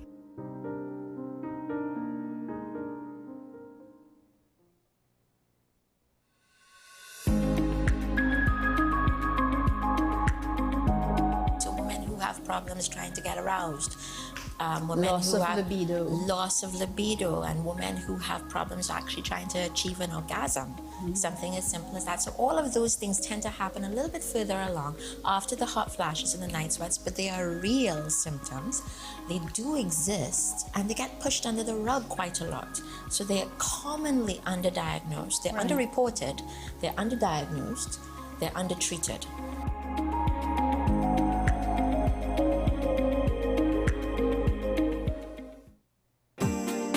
Money is something we all deal with, but how many of us truly understand it? What if you could make better decisions with your money? Decisions that secure your future, protect your family, and bring you peace of mind. I'm Darren Jacobs, and I'm here to help you make sense of your dollars. Welcome to Dollars and Cents, the show that breaks down the financial world in ways that matter to you. No jargon, no confusion, just real conversations about money, your money. So join me every Wednesday at 10 a.m. on WESN for Dollars and Cents. As always, we appreciate you starting your day with us. Let's get into this morning's first conversation. Is the country's healthcare system more at risk, more than ever? Why it has remained unaddressed for so long. Political parties get lots of cash, big cash from financiers, and then when they get that now, you can't account for it. But it's really the specialist nurses who we are in a greater shortfall for. We can tap into the resources and have them, at least form some mentorship programs. Highlight our food systems, and which will attract persons from all over the world to come and experience something that actually supports the local economy. We're lucky that we have a vibrant legal system that allows change to take place, and it's not that matters are just swept under the carpet and discrimination is allowed to be perpetrated. A lot of people don't know that, there were attempts to ban the carnival, suppress the carnival.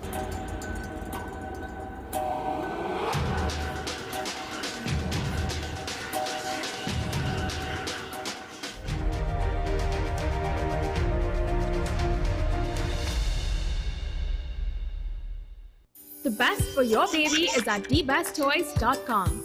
From the best strollers, car seats, baby carriers, high chairs, booster seats, rockers, jumpers and bouncers, walkers, baby blankets, feeding accessories, bathtubs.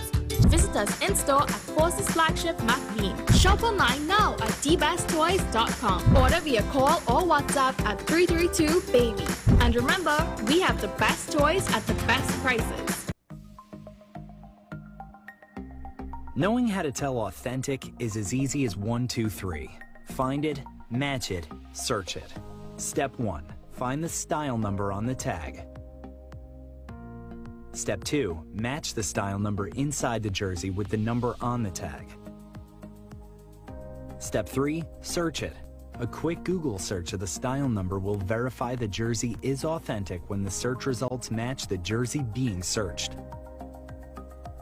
Don't be fooled by counterfeit jerseys. Before you buy, remember to find it, match it, search it. Fan Zone, 2 locations nationwide. Center City Mall, Chaguanas and Movietown, Port of Spain. Nationwide delivery available.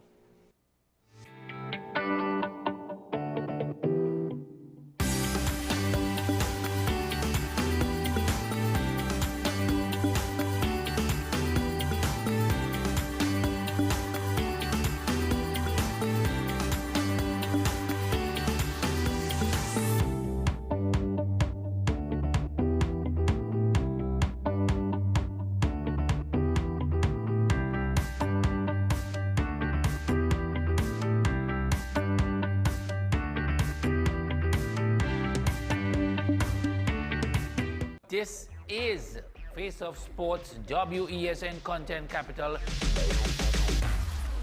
How you felt about the kiss on the lip? That's the business. I'm nothing to do with that. I find that was distasteful. The national senior team, whether you like it or not, that is the model for all other teams to follow. I'm assuming that the regional requirement may be a much stricter requirement. This is not about Pro League and Super League. This is a league run by the Normalization Committee that I'm responsible for. Nobody expected FIFA to fund this arrangement. If we don't get a professional attitude towards this, we are doomed for failure. You break the balance, trip the leg, control the body. They ain't gonna stand put forever. Why you want the Chiefs to lose so? Why you want the Chiefs to lose so? They already have 2. Lamar don't Why? have. You're jealous because you know the Chiefs getting closer to the Patriots. Let's go to the last part. No, of the not no. Let's go to the last part.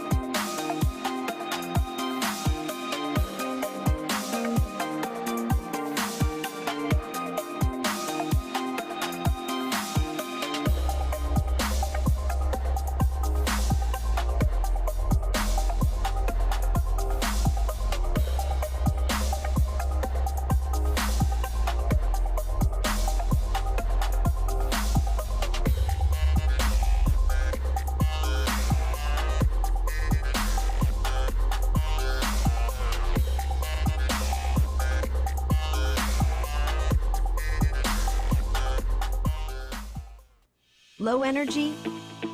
Heart concerns? Migraines slowing you down? It's time to take control of your health. Join Wellness Unlocked, the series that brings expert advice and real solutions for a healthier you.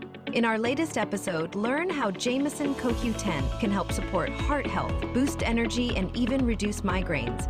Get the science, the stories, and the steps to power up your health with CoQ10. Don't miss Wellness Unlocked. Watch now on WESN and start your wellness journey today.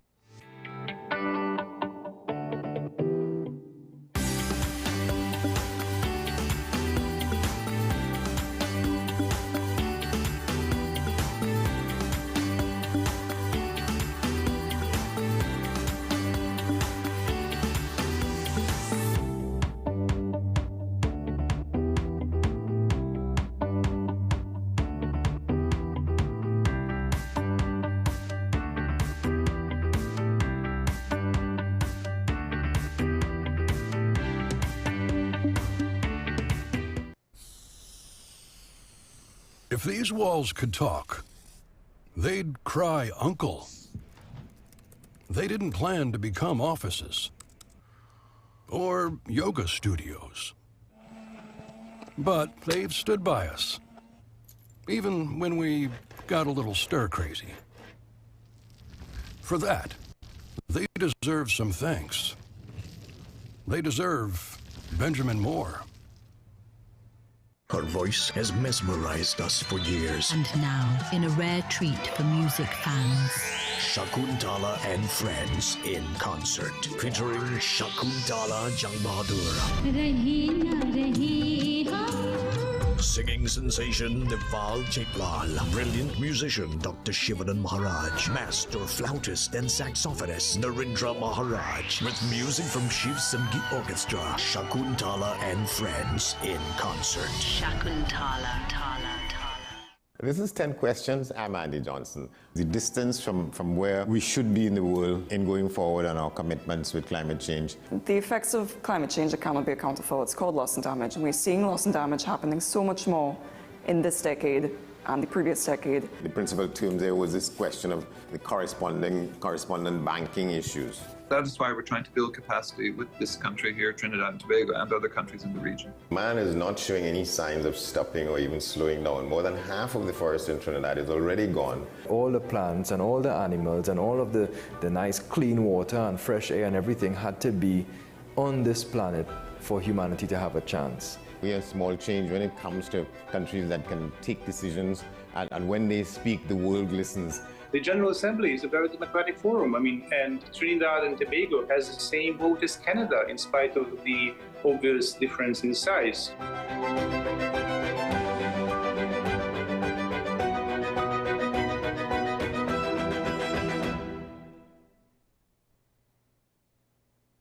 Pastor J, I want to get a tattoo. You really respond to me. Respond to me how you would respond to me. The first question I'll ask is why? Controversial taboo topics. We get so consumed by church, we forget that we have to live the life of being a Christian outside of the Sunday. Like you say, services, yeah. we think going to a service makes us a Christian. Exactly. Yeah. Right. So here we are about to hear the second time Pastor J wanted to take a tattoo. Would have been late last year and early this year. Oh gosh. Hope Unfiltered podcast with Pastor J and Ren.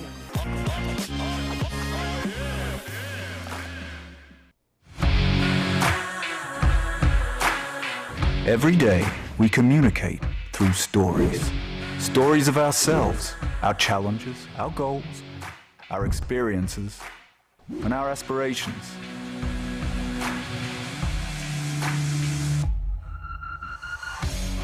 Storytelling is an art that we have mastered.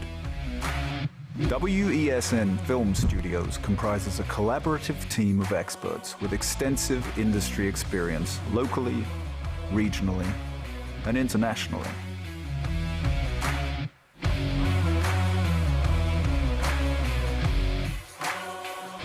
The ability of your business to successfully communicate with your preferred audience depends on the strength of the stories you tell. Your vision should be communicated in a high-quality, professional, and creative way.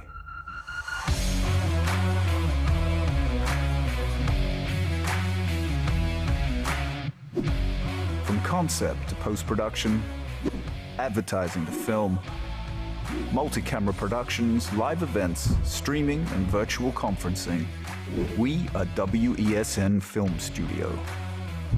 Let your own unique voice be heard and your vision realized. Call us today at 628-5835 for your next production.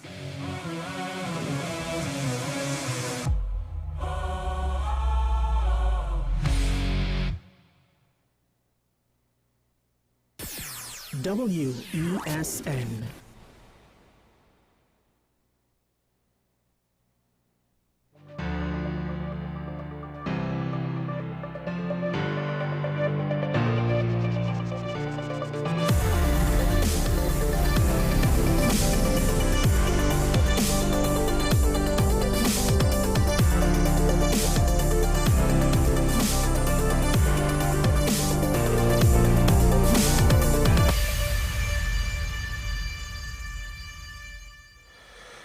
Some fools just like to hear themselves speak. Some fools don't know when it's appropriate to say what, and when they say it, and how they say it, and why they say it, and what's the purpose they have things to say. And then there's the guy that threatened a sitting minister, or two, technically as MP, but then I believe he also kind of included the Minister of Homeland Security. Although, did he make a threat per se? I don't think he necessarily said anything threatening.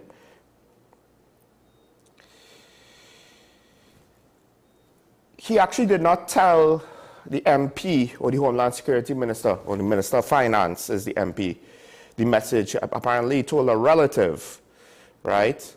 He demanded immediate action. He warned the minister that better security was needed and don't stay home.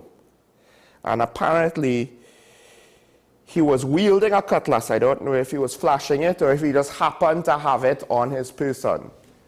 Threats are one of those strange things where you can have a gun in your holster, a cutlass on your side, you know, a sword on your hip, a knife in your, well, not necessarily in your hand, but on you. But if it's visible, it could be interpreted as a threat. And these are some of the things that I have not necessarily warned directly of, but given the type of language utilized by politicians, I find it very interesting now that the TTPS wants to say zero tolerance for threats. Now I understand this, there needs to be some amount of freedom of speech, but in TNT it's not freedom of speech, it's freedom of expression. But I do wonder to what extent our politicians, the way how they speak, which in my opinion at times is incendiary, to what extent the police needs to start to say, tone it down a little bit now. We already see what happened in North America, where it reached the point where you need to understand something. Both sides that are extreme, and there are extremes of both sides of their politics, believe 100% they're morally justified. And because they're at such extreme ends of the spectrum, and they think they're mainstream and reasonable, there's no such thing as compromise there, to say it lightly. And there's a very tangible fear of something to ignite that powder keg, and it turns into a very combustible situation in a country where there are a lot of firearms to be had. Even the liberals, even the leftists, not the liberals, let me say the leftists, the far leftists, they have access to firearms ever since COVID. New York, people in New York and other democratic cities, they rush to arm themselves. Let's not forget. And we just happen to have a similar problem, although in our case, we have a bigger illegal firearm problem than a legal firearm problem. And more than likely, if the powder keg were to set off or be set off here, that illegal firearm problem could become an even bigger political illegal firearm problem. We are very, very fortunate that political violence has not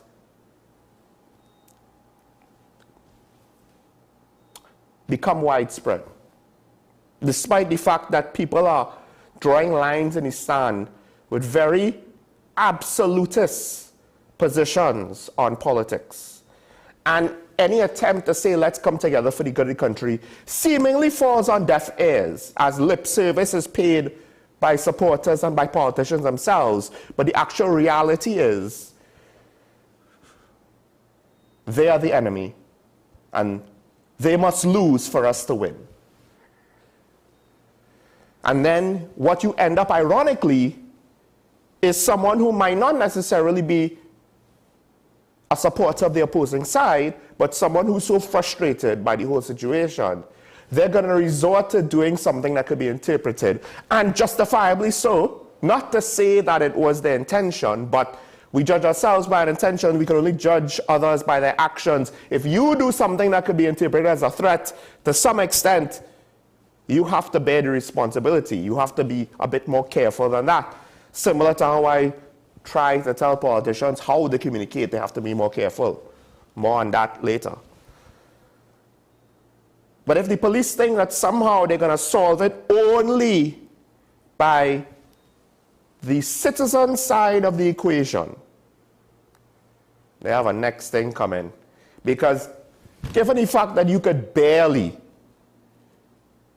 do anything about the level of violence normally, it would be a real slap in the face if somehow you were able to fully safeguard the politicians. Almost as though you can do it, you just choose not to. So it's either that or your ineptitude is going to eventually cause things like, that cannot and will not happen, not on my watch, to be empty words that means nothing to the criminals except another display of how incapable the police is. Granted, it's funny how we don't get strong language when the police talk about themselves and what they need to do, like they need to wear body cameras. But we get language like we advise, we hope, we express that all officers should, and we encourage. But yet when it comes to crime, something that they're absolutely failing at statistically, oh no, zero tolerance.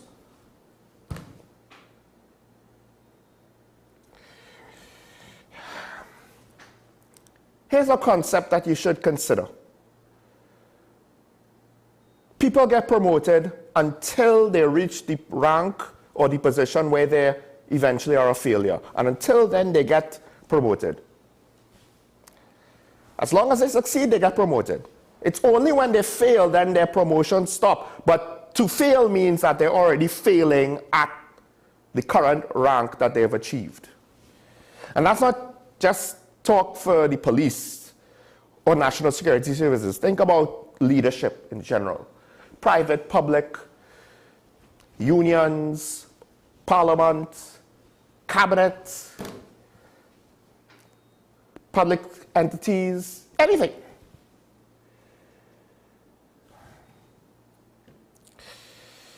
There's a situation where a 64-year-old farmer was killed.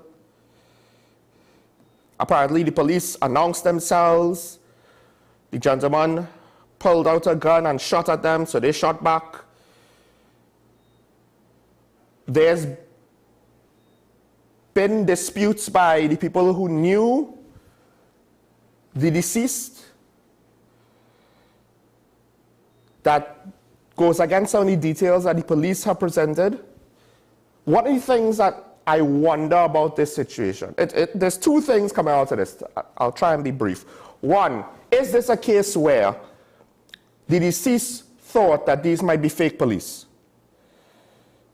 Apparently the police were looking into a conspiracy to murder. So I don't know if this gentleman was part of that conspiracy or if the potential conspiracy was targeted against him and he knew of it. I have no idea on that front. Right? He has, according to people that the newspapers have spoken to, he has no criminal history, really, to speak of. Apparently, allegedly, he had a gun. Was it a legal gun? I don't know. But I do wonder if this is one of those cases where the reputation of the police, but more importantly, the inability to deal with fake police, because I suspect a lot of police murders, some of the more egregious examples where the community is up in arms, and justifiably so, could be due to fake police as opposed to real police, right? Maybe. It does not help when one of the few tactics that the police uses to clamp down on crime is not always the objectively certified and proven, with no questions left unanswered, legal use of force. Let's just try and put it that way, right? There's a lot of suspicions about that. So of course now, if a criminal element does it, at the very least, the suspicions and the perceptions makes it very easy to use police, the identity of police, as cover. So then now, as a society, we have a very, very, very hard question where if you're in a compromised position, do you believe the people in front of you are or are not police if someone who identifies themselves as police approaches you? Because, let's be real, it's not as though you could consider the professionalism of the person in front of you as the be-all and end-all tell whether or not they're real police. Let's be frank, that's just the reality of the world. And to some extent, now you could determine for yourself, but you should think about it, it's not automatic, how much worse we are off with our professionalism of police compared to other jurisdictions. We might not be that bad off, to be fair, because the whole anti-police sentiment and defund the police had this very interesting phenomenon on police forces in North America. What it did was it caused the good police to leave, and people with bad intentions who wanted to be police, who probably could not have been officers otherwise, because they would have been able, the services, the various departments would have been able to reject some people for being inappropriate, not suitable candidates for this kind of responsibility. Well, all of a sudden, we don't have enough recruits, we don't have enough applicants. And then you get the people who, they're not doing it out of a sense of duty, they're not doing it out of a sense of responsibility, they're on a power trip. How many officers have you interacted with where you wonder if they're on a power trip or not? Ironically, I can't say that I have interacted with a lot of officers. I have seen a couple of cases, you know, third hand or second hand. But that's, to some extent, what's happening or happened in North America. Good officers left. They didn't want to deal with the nonsense, being berated for doing something, taking up a responsibility that is not exactly the safest thing in the world, to try to safeguard their fellow citizens and be hated for it. They said, I'll find something else better to do with my time. And what you got were a lot of more bad apples. And we have to be careful, to some extent, that we don't replicate that phenomenon here. So this is a hell of a balancing act that we have to try to figure out. Because if we vilify police too much, we already have an issue, I think, with great candidates going forward into the service. There are good police officers, mind you, but are they enough?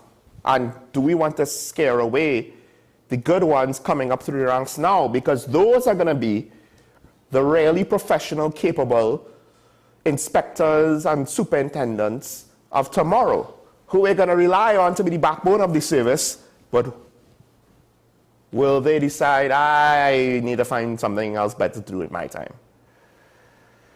I don't know. But things like this does not help. So now, this situation, I would hope we would get a good explanation. I kind of doubt it.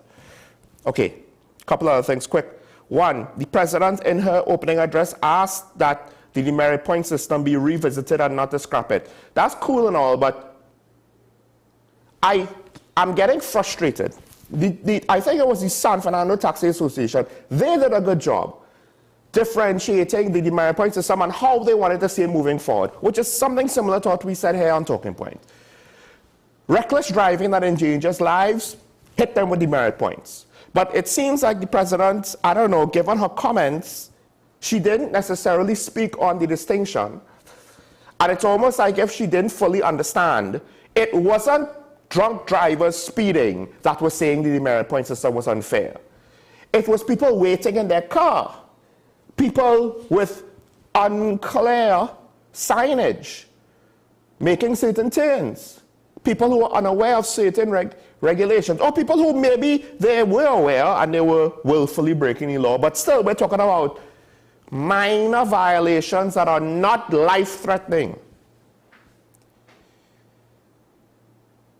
I don't know if life imprisonment should be hard for someone that stole an apple from a street vendor. To some extent, that's an extreme example, but we don't need, you know, a guillotine to deal with every problem, rhetorically even, because that's to some extent what the demerit point system was working out to be. And we already had one caller give an example of, I'm going to get my car inspected.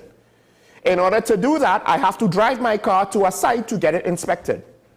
I got a ticket on demerit points for driving my car without the sticker as I was going to get it inspected. Because most likely what happened was the police officers and traffic wardens, or the police officers hear that all the time. So they just decided to make an assumption in their good judgment. And I think the president should maybe clarify on how she wants to see the demerit point system move forward. Because she's talking about saving lives, saving lives, saving lives, but one, doesn't seem to be saving lives as far as I could tell. People still speeding on the road. And two, all of the complaints about demerit points had nothing to do with reckless driving or drunk driving. Now, there's also, the president called for laws governing AI. And while I don't disagree with that, all I'll say is this: there are a lot of things where we need laws for, especially significant portions of the criminal justice system. And laws to govern online interactions reasonably, not necessarily. I'm not looking for no dictatorial, totalitarianism, censorship laws, but reasonable laws to at least address things. Because we're kind of doing things with patchwork, and the courts have to kind of figure it out. And this is not good. AI, here's the thing about AI. I already seen one university professor basically say, at least for academics, there's no way to stop AI. Because the detection for text to see with regards to plagiarism and, well, not necessarily plagiarism, but to try to detect AI written work, it's too unreliable. So then now that makes me wonder, right now, there are certain things that allows for experts to tell with regards to video and maybe to some extent audio. But at some point technology is going to move ahead. And whatever laws we write now, I don't even know if they'll be relevant in 10 to 20 years. The whole AI situation, to some extent, the laws right now might even, dare I say, be premature. But regardless, fine, let's have at it. But to just show how much legislative agenda really did not get off the ground, there's a whole host of laws that need to be looked at. Including things like, I don't know, procurement regulation, local government.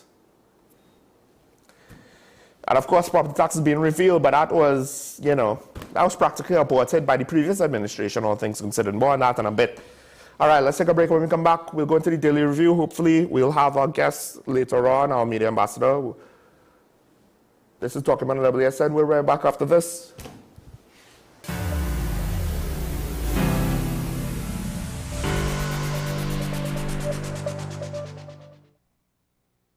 Her voice has mesmerized us for years. And now, in a rare treat for music fans, Shakuntala and Friends in concert, featuring Shakuntala Jang Bahadur, Singing sensation Deval Chaitlal, brilliant musician Dr. Shivanan Maharaj, master flautist and saxophonist Narendra Maharaj, with music from Shiv Sangeet Orchestra, Shakuntala and Friends in concert. Shakuntala. Struggling with heart health or frequent migraines? Discover the simple steps to reclaim your energy and vitality. We're diving into a topic that affects about 422 million people around the world: diabetes. Tune into Wellness Unlocked, the series that delivers expert advice, practical tips, and inspiring stories to help you take control of your health and well-being. Your health matters. Don't miss Wellness Unlocked. Watch now on WESN and take the first step toward better health.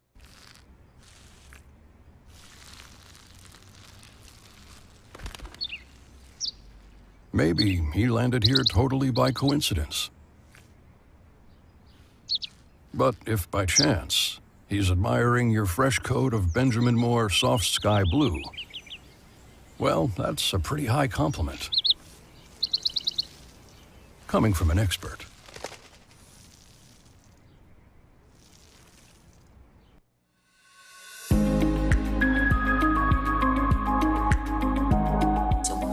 Problems trying to get aroused.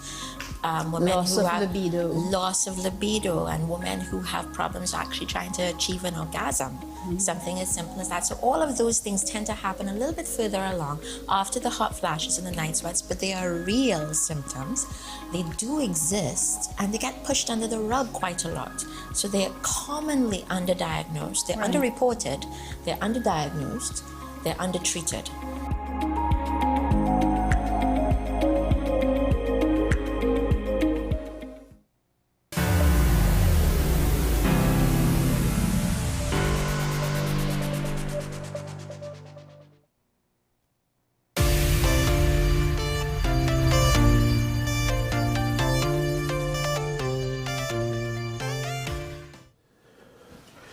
I'm back here talking about the WSND Content Capital Show. Michael Small here, and of course, Parliament. The 13th session has opened, and now we know who the senators are. Of course, our various leaders. And to some extent, I mean, look, we are in a strange way a conservative society while also being at times and in some ways progressive. We have a female president, a female prime minister, a female opposition leader. Now, the prime minister, she addressed certain things in her opening remarks. And I do find when you kind of sum it all up now, and you look at the first, month of her time in office, we're coming about a month now, right? In a couple of days, it'll more or less be a month. One of the things that I fear that's happening is, to some extent, we're seeing politics, not ugly politics, just politics play out with regards to how the Kamala Persad-Bissessar administration is governing the country.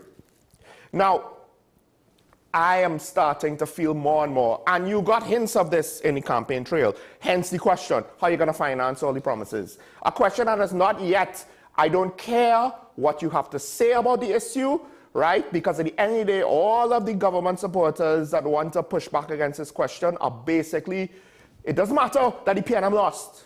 This question is still relevant. I was asking this question long before Stuart Young asked this question, right? It's not rocket science. More importantly, more now so than ever, I just feel as though Kamala is trying to basically say the Prime Minister. Apologies, there's no doctor before her name. But Mrs. Persad-Bissessar is trying to seemingly promise all the things. Promise all the things for everybody. There's no talk to manage the expectations of the population so that they can understand that no, some of us are not going to get what we want because we can't get all the things. Because a government, and here's the dirty little secret, that at the very least politicians in Trinidad and Tobago, I don't know about the rest of the world, but politicians in Trinidad and Tobago, for whatever reason, can't seem to understand how to talk about this. Maybe because no matter how experienced they are when it comes to being leaders and communicators, they're maybe worse than we think in most cases. But generally speaking, the art of governance is prioritizing needs with limited resources. At our richest, resources were still technically limited. We didn't necessarily feel as limited as we feel now, but they were limited. So now we're in a situation where they are far more limited now than they were before. And to some extent, because my household is looking at past political broadcasts and some of the last sessions of Parliament and the Senate, hey, it is what it is, right? And some of the things being said by some of the then opposition senators makes me wonder if they themselves are not necessarily aware of how this whole thing works. In any given Sunday, you ain't gonna have unlimited resources, so not everybody's gonna get what they want. But right now in 2025 for TNT, you could say all the pretty things you want to say. We ain't all gonna get what we want. In fact, a lot of us probably should not get what we want because we need to prioritize development in order to improve the overall situation in the long term and not give us short-term wins, sacrificing long-term growth. Now, a couple other things specifically. Prime Minister talked about crime, right? They would equip judiciary and law enforcement with the necessary tools while investing in prevention, education, and community development. Like, I understand the need for soft programs to help with the long-term prospects of crime. In part, economically, if no one is enticed by crime, we'll have less criminals. And then, of course, the assumption, which has proven in some jurisdictions to be mistaken, is we could invest less in law enforcement, which is not the case, because at the end of the day, no private venture will ever compete with the ill-begotten gains of crime and how easy it is to have them. So there will always be a subsection of the population that will want to carry out crime. And if we want to be a defenseless paper bag of a state, we'll always have criminal influence from the outside. Just saying.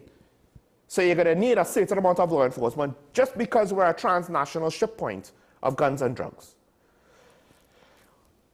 There are a lot of easy wins to improve the education system. I actually believe that if you simplify certain things, if you prevent certain excesses in the education system, that might do more than any social program for young people or education program, extra lessons program, or any patchwork band-aids program like that. But you still need to deal with your law enforcement side of things. Do you have enough money to do both and do all the other things you said? I don't know. And the longer it goes on where the administration says, oh, we're going to do all the things, the more I think, well, either y'all are really, really hopeful and maybe painfully naive, or you're taking us for a ride. Because experienced politicians should know off the bat, there's no such thing as doing all the things. So how do you communicate that to the population? That's one of the things where the former administration failed at spectacularly so. I call them out on it. We see what happens. They lost the election spectacularly.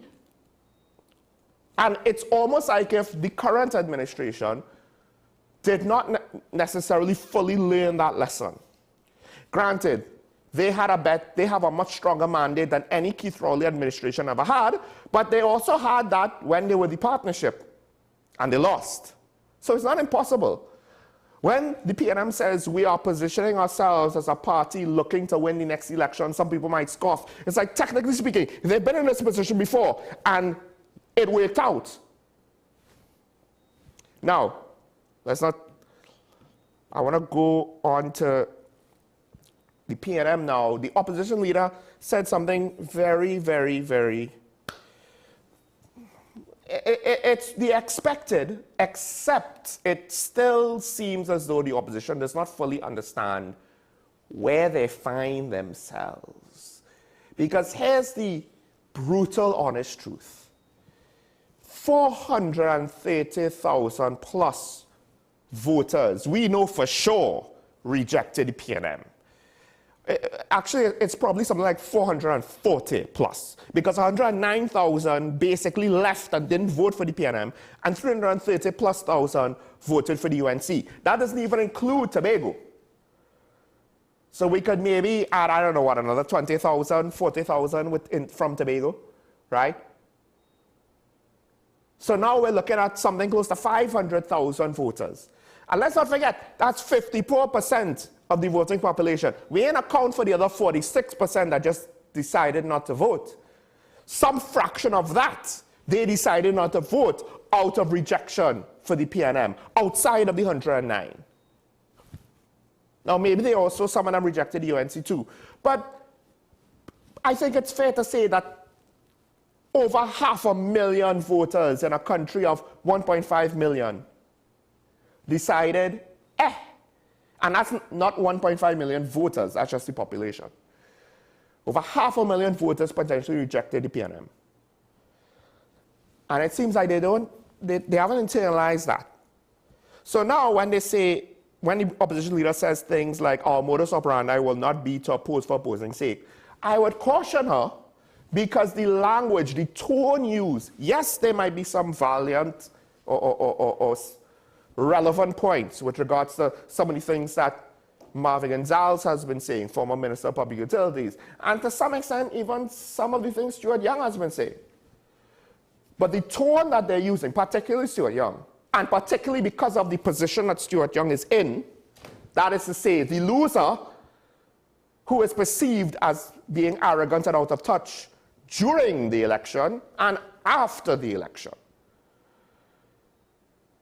it comes across as though you're ready to oppose for opposing's sake. That's the style of messaging that the PNM has been putting out there. All the while being the opposition that, as the biggest loser in the election, those numbers suggest that in the court of public opinion, a significant majority of voters basically declared the PNM guilty. Guilty of what? We could debate that. It doesn't matter. The point is, they were deemed as guilty of something. Not just of bad governance, but more than that. And when your hand is caught in the cookie jar, when auntie, granny, mummy finds you doing something you're not supposed to be doing, the last thing I think you should be doing, particularly in a Caribbean household, is act all defiant, as though you are entitled to do whatever it is you did to make your parents or your grandparents or your elders vex with you. Because that's what the voters are. The voters are essentially your elders. A lot of voters are elderly and older than most of you. Remember, it's in their own campaign slogan, he young, he young, he young. And instead of coming to the population with a mea culpa, this is what we did wrong, this is how we're going to do better next time, this is how we're going to repeat our mistakes. Nah, they ain't doing that. The opposition leader is saying things, and it's almost like if the members of the opposition, all of the ones that were there from before, not talking about the new ones in the Senate, all of the holdovers, at the very least, it's almost like if they don't even understand what that means, because they're so caught in the, this is how it's supposed to be done. And I said it before and I'll say it again. Dr. Keith Rowley was successful doing that because he was Dr. Keith Rowley. None of y'all is him. Whether you like him or not, that was him. That was his real persona. That wasn't an act. He didn't have to think before he spoke, in the sense of he wasn't trying to put up a front. He was able to dance, sounding like a statesman and sounding like a whatever. And it didn't totally derail his administration and his time as prime minister, because they voted him back in. I don't know if that's going to work for some of these yahoos that don't have that level of experience, charisma, and public communication skills. And Dr. Rowley is the example of a politician who's not liked in some corners of the country. But hey, his style was his style. And these jokers need to stop trying to copy his style if they think that's the only way to do it. Because they tried doing it on the campaign trail and look what happened. And again, I don't understand.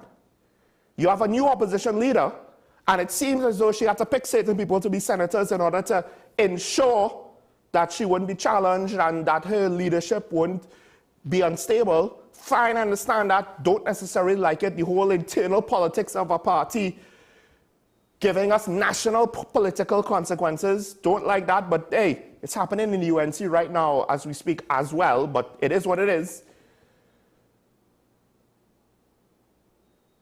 But if the PNM executive decides this is the leader, for goodness sake, follow her lead now. Otherwise, what's the point? Is she a figurehead? Is she a puppet? Is she the PNM's version of Ayla? I don't understand. I don't think so.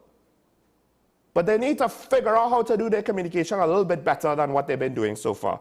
And last, I'll just be very quick. The president, besides her messaging, the president also appointed some independent senators.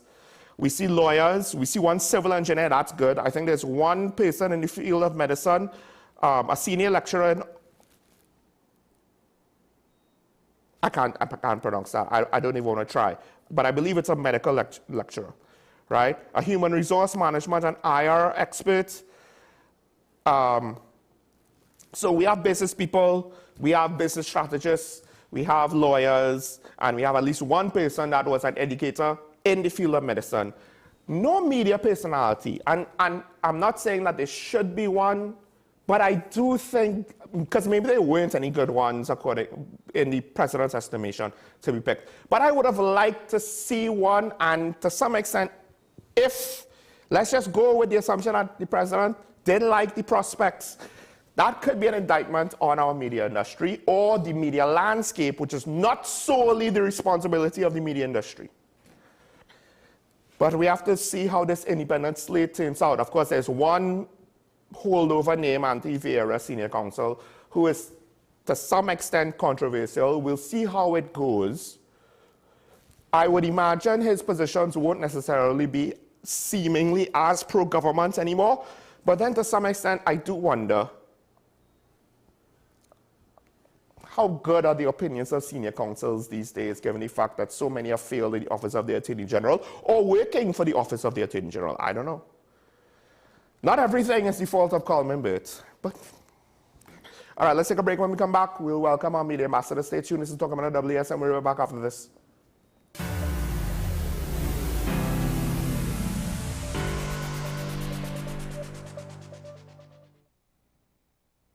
Low energy? Heart concerns? Migraines slowing you down? It's time to take control of your health. Join Wellness Unlocked, the series that brings expert advice and real solutions for a healthier you. In our latest episode, learn how Jameson CoQ10 can help support heart health, boost energy, and even reduce migraines. Get the science, the stories, and the steps to power up your health with CoQ10. Don't miss Wellness Unlocked. Watch now on WESN and start your wellness journey today.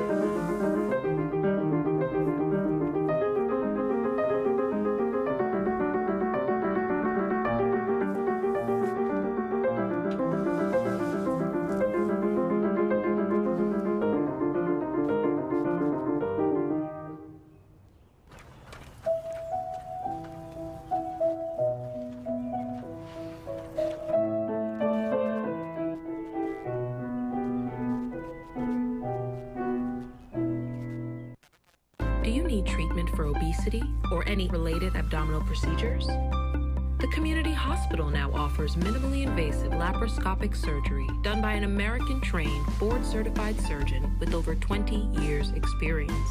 Give us a call at 235-5479 for more information. The Community Hospital of Seventh-day Adventist, where good private health care is affordable.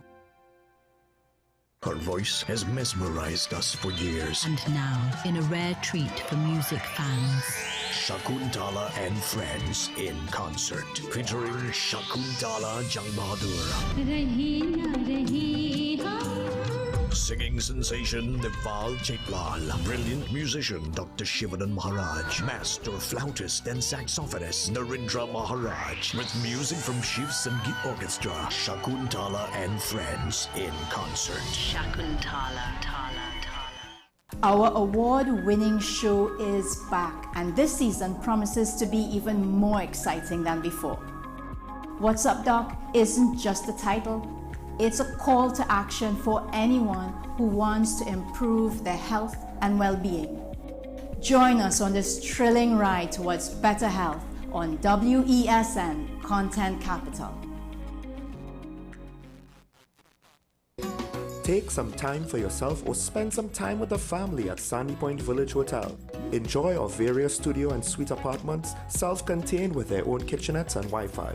We also have our famous 100-foot swimming pool and our beachfront restaurant, the Steak and Lobster Grill. And our location in Crown Point puts us near the center of activity from the nylon pool to the local nightlife.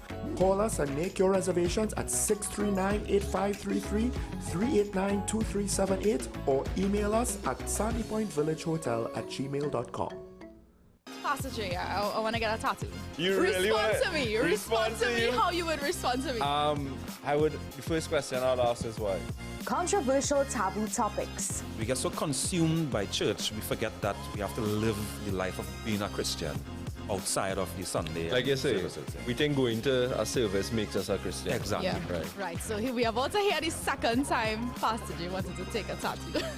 Would have been late last year and early this year. Oh gosh. Hope Unfiltered podcast with Pastor J and Ren. This is 10 questions. I'm Andy Johnson. The distance from where we should be in the world in going forward on our commitments with climate change.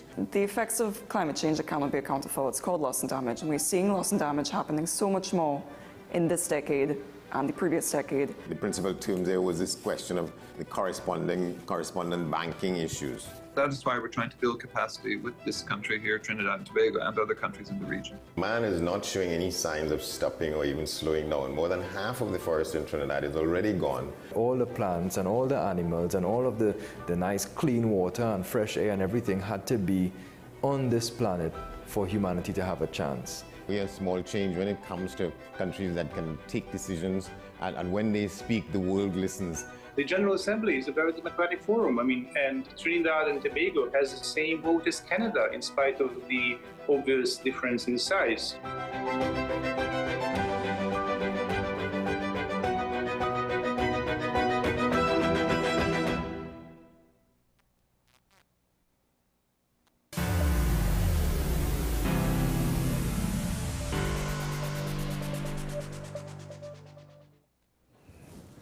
And we're back here on talking about the WSND Content Capital Show. Michael Small, joined by our TTPS Media Ambassador, Acting ASP Christopher Arun, here to talk to us about road safety during the wet season, which is unfortunately, there's some amount of irony with it, but the opening of the wet season happened, and a police officer lost his life in a single vehicular accident, which some people might look at it cynically, but this is probably a very good example of why what you all are saying needs to be adhered to, listened to, taken in. Yeah, well, first of all, good morning to you and your staff and the persons watching the program. Secondly, our condolences go to the family and friends of the officer. I think his name was Gil. He was working Garden Emergency Branch at Arangwes, where I work. Right, okay. So that was sad though. And yes, road safety, especially in the wet season, is important at any time, but especially wet season, because based on the lack of friction on the roadway, you have more accidents and whatnot. I remember working in Belmont police station, and one of the things, once rainfall or drizzle, we'll get like a surplus of accidents coming out from around the Queen's Park Savannah. Right. So even today, you'd hear officers speak about it. You get like 13, 15 accidents on a daily basis from a slight drizzle. I actually damaged the car I was driving on the Queen's Park Savannah because I was going just a little too fast, and I was crossing lanes, and I Yeah. just lost traction and couldn't stop and hit the curb. Right. Right? So it was nothing life-threatening. I wasn't going that fast. Right, yeah. But the thing is, the accident feels, it feels worse than it actually is sometimes. Well, in that case, that was the only time where I significantly damaged the car. And Right. it wasn't even a hard hit. That's, Yeah. that's the irony. But because of the skid. Yeah, because of the skid and the angles of the tires. Because one of the questions I had was the officer driving that fast, right? I mean, obviously he was driving with Right. some amount of speed, but he's on the highway. So Right. this could be the case where he could have been within the speed limit, but if he lost control. Right, and he could have lost control. Maybe he finished a night shift. Maybe he was tired, and he was going home or whatever. And it could have been that. I'm not too certain. I think he was going to work, right? But I mean, I'm not too sure. I saw somebody had a cell phone or dash cam footage of the accident, but it didn't really show the lead up to it. Right. And then, of course, human eyes to judge speed is not the best thing. Yeah, well, the thing with speed in a skidding situation is that it overwhelms. The vehicle itself picks up its own speed. Yeah. Because you're no longer in control of the vehicle. I remember it had a time I was driving around the Queen's Park Savannah. Rain had it was due out, it just drizzled. Yeah. I was driving a station wagon, or we call a station wagon, and the vehicle was so light that when I turned the corner, it picked up the skid. What I did was I applied what we call the X gas, and that picked up traction. That caused the vehicle to pick up traction and stabilize the vehicle. Now, just a warning: when you're turning, a car could really just want to do one thing. Yeah. And when you're turning, that's one of the things. You can accelerate or brake. And then there's turning. Right. And if you try to do either of those two things with turning, you could end up in trouble, right? But in this case, it kind of worked out, which I find interesting. Yeah. So it all depends on specific situations, because there's a lot of, it's not just the water on your road. I was a passenger during an accident where potentially one of the contributing factors, again, it was not a bad accident, but it was rain. Right. And when one of the tires, we have white lines, it's paint, that's going to be a little bit slicker than the rest of the road. So we thought one of the contributing factors to the accident was the fact that, the right tires were on the white line, so you just lost even more traction there. Correct. And again, it's not about speeding. It was kind of like a normal-ish speed, but with the heavy rain, normal driving starts to get and the vehicle pick up its own speed and cause even more damage. Yeah. And with respect to speeding, well, three main contributing factors for accidents in Trinidad would be speeding, following too close, and not failing to yield. So you have other elements that cause accidents. You talk about, like distractions, like cell phones, and even having on the radio and having devices in your ears. Yeah. Even taking a phone call using wireless systems and whatnot is a distraction. Failing to indicate, failing to give the right of way around that, like around a roundabout. That happened to me last week. Yeah. Right by Queen's Hall, the roundabout coming from Lady Young. Yeah. And it was one of those things where the driver, I won't speak to the gender of the driver, but the driver, right? And it's one of those things where I've noticed this, where I have the right of way, but the other car decides I'm not going to yield. Yeah. And they're not, in one case, he waited until like the last second and looked at me while he pulled out, and I just couldn't understand what he thought, because he had like a good 2 to 5 seconds to pull out before that he didn't, right? Yeah. But the case last week, and I've seen this happen a few times, they don't look at you at all. It's like, if I don't acknowledge you, you will stop. Yeah. Because you don't want to be in an accident, right? And that is the sad truth. I don't want to be in an accident. Exactly. And I am in control of my car, and I am looking out for these things, so I do stop. But I do wonder to what extent, at some point, people that drive like that, it's going to catch up with them. It does. And that's when you're either right or you're dead right. That's when you have fatalities. Yeah, because in a roundabout, the way how that car pulled out, if, let's just say I was speeding, well, I'm going to hit the driver's side. Yeah. Right? Yeah. And the timing that they pulled out, I would have hit the driver's side. If I was going fast enough, that would have been... Yeah.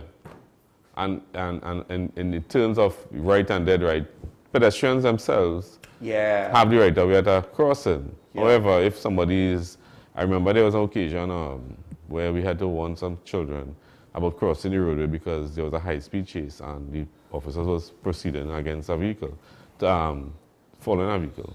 And in doing so, the children were like about to cross. And thankfully we were able to stop them and whatnot. We told them, listen, yes, you have the right of way. You have to look left and right and left again and whatnot. Yeah. And yes, you may have the right of way, but it's a difference between being right and dead right.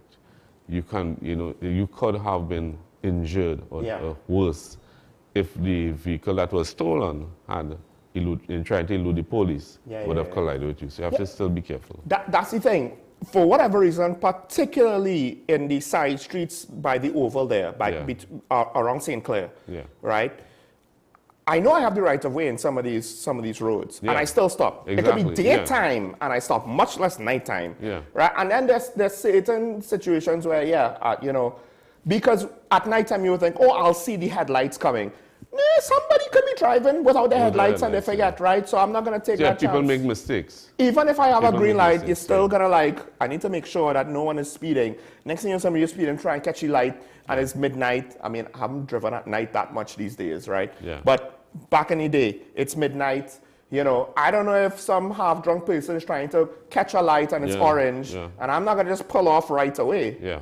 So then in those cases, you want to be a little hesitant in your actions and whatnot. Actually, it happened years ago in Tobago. This is Sherburne Road, turning onto Milford Road. Yeah. That's a dangerous intersection, right? Yeah. The passenger and myself did not see the car that was overtaking. It was a bus and a truck. I'm turning onto Milford, so they're going straight. But he's overtaking at the intersection. And we didn't see him because the two large vehicles blocked him, right? So I didn't see him, and the passenger also was caught totally off guard. So we're not expecting now, the truck and the bus are moving at a certain speed. We're not expecting anyone to overtake them at an intersection. Yeah. And if I kind of accelerated out of the turn, the car that we didn't see, he was going so fast, he would have literally decapitated the front of my car and maybe because again, the driver's side, right? Yeah. That's what's going to get hit. Take me with him, right? Luckily, he was going so fast, he himself, to avoid me, swerved and almost tipped over, I would imagine, right? So, thankfully you were able to control that situation. A lot of times... because I was patient with it. I didn't try to... That is the key word, patient, because one of the things we see in the public domain on the roadways, the nation's roadways, is what we call a road rage. Yeah. And people... You're a driver, so you ever recognize that people who drive slower than you are idiots, and people who drive faster than you are dumb, in the sense that you are the perfect driver. You ever felt like that you are the perfect driver on the roadway? Now, this is the feeling all drivers have. They feel that they are driving better than all the other drivers. Yeah. And there might be a person cautiously driving, and there might be somebody exceeding the speed limit. I drive so slow that if you're driving slower than me, then you are you should get a ticket, right? Exactly, right. Because I remember I picked up... But they are just... I picked up family at the airport, and they all were like, why are you driving so slow? And I was just like, oh, you want me to drive faster? I didn't... Because I myself, when I'm being driven, I don't necessarily want the driver to drive too fast, right? I'm uncomfortable. I hate fast driving, right, but apparently, I mean, the kids in the car, you really want me to drive faster? It's like, that wasn't my normal habits, right? I've been in a few accidents in police vehicles, and I kind of hesitate now to drive, especially if the road wet. I would never drive. Yeah. I've actually been in an accident where we just pulled off from the intersection in a police vehicle, and the vehicle skidded off the road and tumbled a few times. And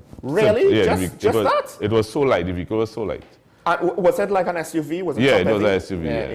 And it just skidded off the road into what we call a drain, a big drain. I remember I drove an old CRV once. It was one of my cousins or my aunt's car. Yeah. And I was just like, oh my word, this is so... I was so uncomfortable, right? But then some of the other high cars that I've driven didn't feel as unstable. Well, based on the weight. So like the vehicle, the vehicle I drive now, based on that weight, I'm able to drive through water, drive through difficult terrain in that vehicle. We had a Mitsubishi, and that was very light, but it didn't feel as unstable as the old CRV. I'm talking like one of those models from the 90s, right? But one of the other things that it's easy to forget, right? Because already there are times when you're driving with a normal speed and then like a pothole that you just didn't remember comes out of nowhere. Yeah. And of course now, when there's an oncoming car, you just have to eat it, right? You can't swerve. But even then, if you're driving too fast, I wonder to what extent that could not just damage your car, but potentially cause an accident. Yeah, it could run off your road, right? It could run off your road, yeah. But coming back to the point where you spoke about being patient, like in your case, it's in the cases of the road rage, when you experience road rage, you should take a breath. Right. Be patient, yes. because listen, sometimes the other person didn't know they cut you off. The other person go on the way, went to work, drink the coffee, had a nice day, and you still fuming. Because this is the thing, right? Whenever I do anything that could be interpreted like that, I feel so bad. Yeah. And I guess that's part of the reason why I don't drive aggressively, right? Right. Because, and what makes me upset is, I kind of wonder, is this how you always drive? Like, what are you thinking about the other drivers on, on the road? Like this morning, somebody, I guess they kind of overtook me by going on the outside lane and whatever. And I wasn't vexed about it because it's like, well, you want to drive that fast. The Savannah wasn't gridlock with traffic per se, but there's still cars, it's like, if you want to drive faster than me that bad, you have at it. I was not going to try to cut you off or to stay ahead of you by speeding up faster than you. That don't make sense.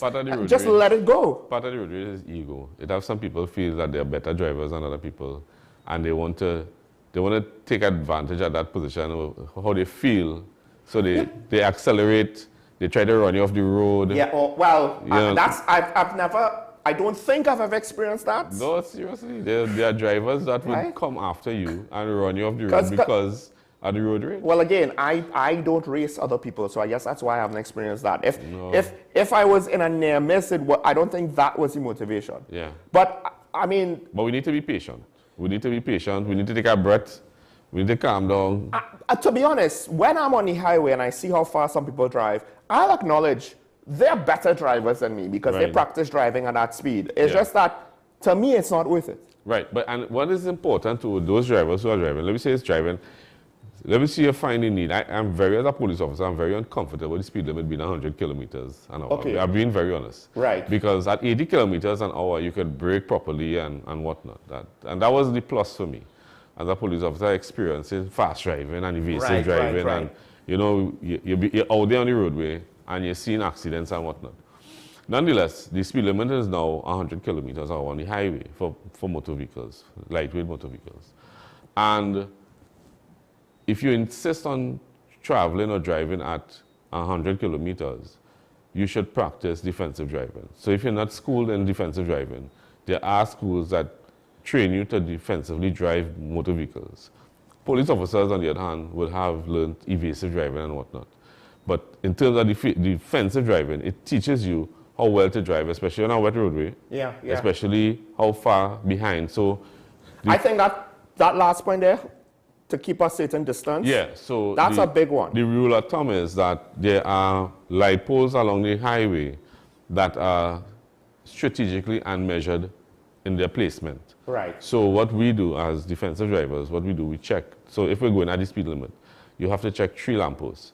So when the person passes one, by the time you pass that same lamppost, the other person should have passed next to the third one. So that's the distance. 2 ahead of you. Yeah, they're 2 ahead of you. Right. Especially if the roadway is wet. Right. That makes sense because, and the reason why I brought up the potholes is when you have rain, you have visibility problems. Yeah. Right? So visibility problems, there was a clip, it went viral, I don't know if you saw it, I think it was from China, where there was a massive pileup of cars, but because of fog, the cars couldn't see, oncoming, couldn't see the massive pileup. Right. So basically, by the time they saw all of the wrecks, right, they had just enough time to brake and join part of the wrecks. And then the next car, and so on and so on, right? So part of that is about the amount of distance you need to brake. So that's the close driving issue we have. Right, but then the other thing is for static obstacles, rain can obscure it, and you can't take it for granted. Oh, I know the road, I know it's clear and it's safe. And it goes back to what you said about the ego thing, where people want to... It's funny how because we want to feel like we're big people, we don't want to be cautious. Yeah. So then, yeah, man, I know this road like the back of my hand, right? Like, did you drive on the road earlier today, yesterday? Like, do you know what the potholes are? What if there's a car that's just parked? Or even flooding, we may not have fog. Right. As opposed to smoke in the dry season, but we may have heavy rains, we might have flooding on the roadway, and that's dangerous. A Tida cannot drive in flood for more than a foot of water because it will float. Well, I remember it was a rainy day, and I'm driving up the Digicel Highway, and there was a car on its roof. Yeah. I don't know how it got there, but it got there. It didn't look like it hit any other car, yeah. right? Maybe it was a hit and run or whatever. Yeah. But just this morning, there was a maxi that was almost at the corner of Colville Street, right? So opposite the Mario's, so he's blocking one lane. And the reason why I bring that up is, if it's raining heavy enough and you're thinking, the road is clear because there's no one supposed to park here. Well, what if they break down? Yeah. You see, yes, let's just, and of course, you know, trainees, there are some trainees who will park in places they're not supposed to park, like around the Savannah. The shoulder has disappeared, but people still want to park, right? And coming out to that first corner just before Ministry of Health, you know, you are on a corner. You're not looking, you're not thinking there's going to be a BMW that is parked after the shoulder runs out of space and is basically parked in the lane, and you don't have necessarily room to go on the outside because there are cars coming on the outside making the turn with you. Yeah. So and I don't think we are the only persons observe that, and I think I need to speak to traffic branch about it because they police the traffic in Port of Spain. So I need to speak to somebody in the traffic branch. I find the Savannah situation gets ridiculous. Because to some extent, again, you're not speeding, but necessarily when you're going fast enough and there's cars on the inner lane, on the middle lane, you're on the inside lane, and there are vehicles, and the shoulder ran out. Yeah, and you have to brake suddenly. There might be a car behind you. Exactly. Right? Yeah. I've experienced that myself, So, I mean, I haven't driven fast enough to cause an accident. Yes, well, of course, it's dark at night on that corner. But there are other areas where it happens too. So again, I haven't seen an accident. I myself haven't driven fast enough where I got in trouble in that situation. But I could easily see where this could get worse. Yeah, it could. I see potential accidents happening. I think I need to speak to the head of traffic branch and ask him to police that. Well, okay, so we have a caller, but just, you know, cliff notes. Be mindful of how long it'll take to brake because it's raining, your lack of traction when you're braking or turning, or potentially even accelerating, but I don't know why you should be accelerating hard in the rain. And then also visibility, right? And don't assume that the other drivers will obey the law and be safe so you could be reckless. That's a very good way to get yourself killed. Now, with that said, we have a caller from Digger Martin. Good morning, caller, you're on the air.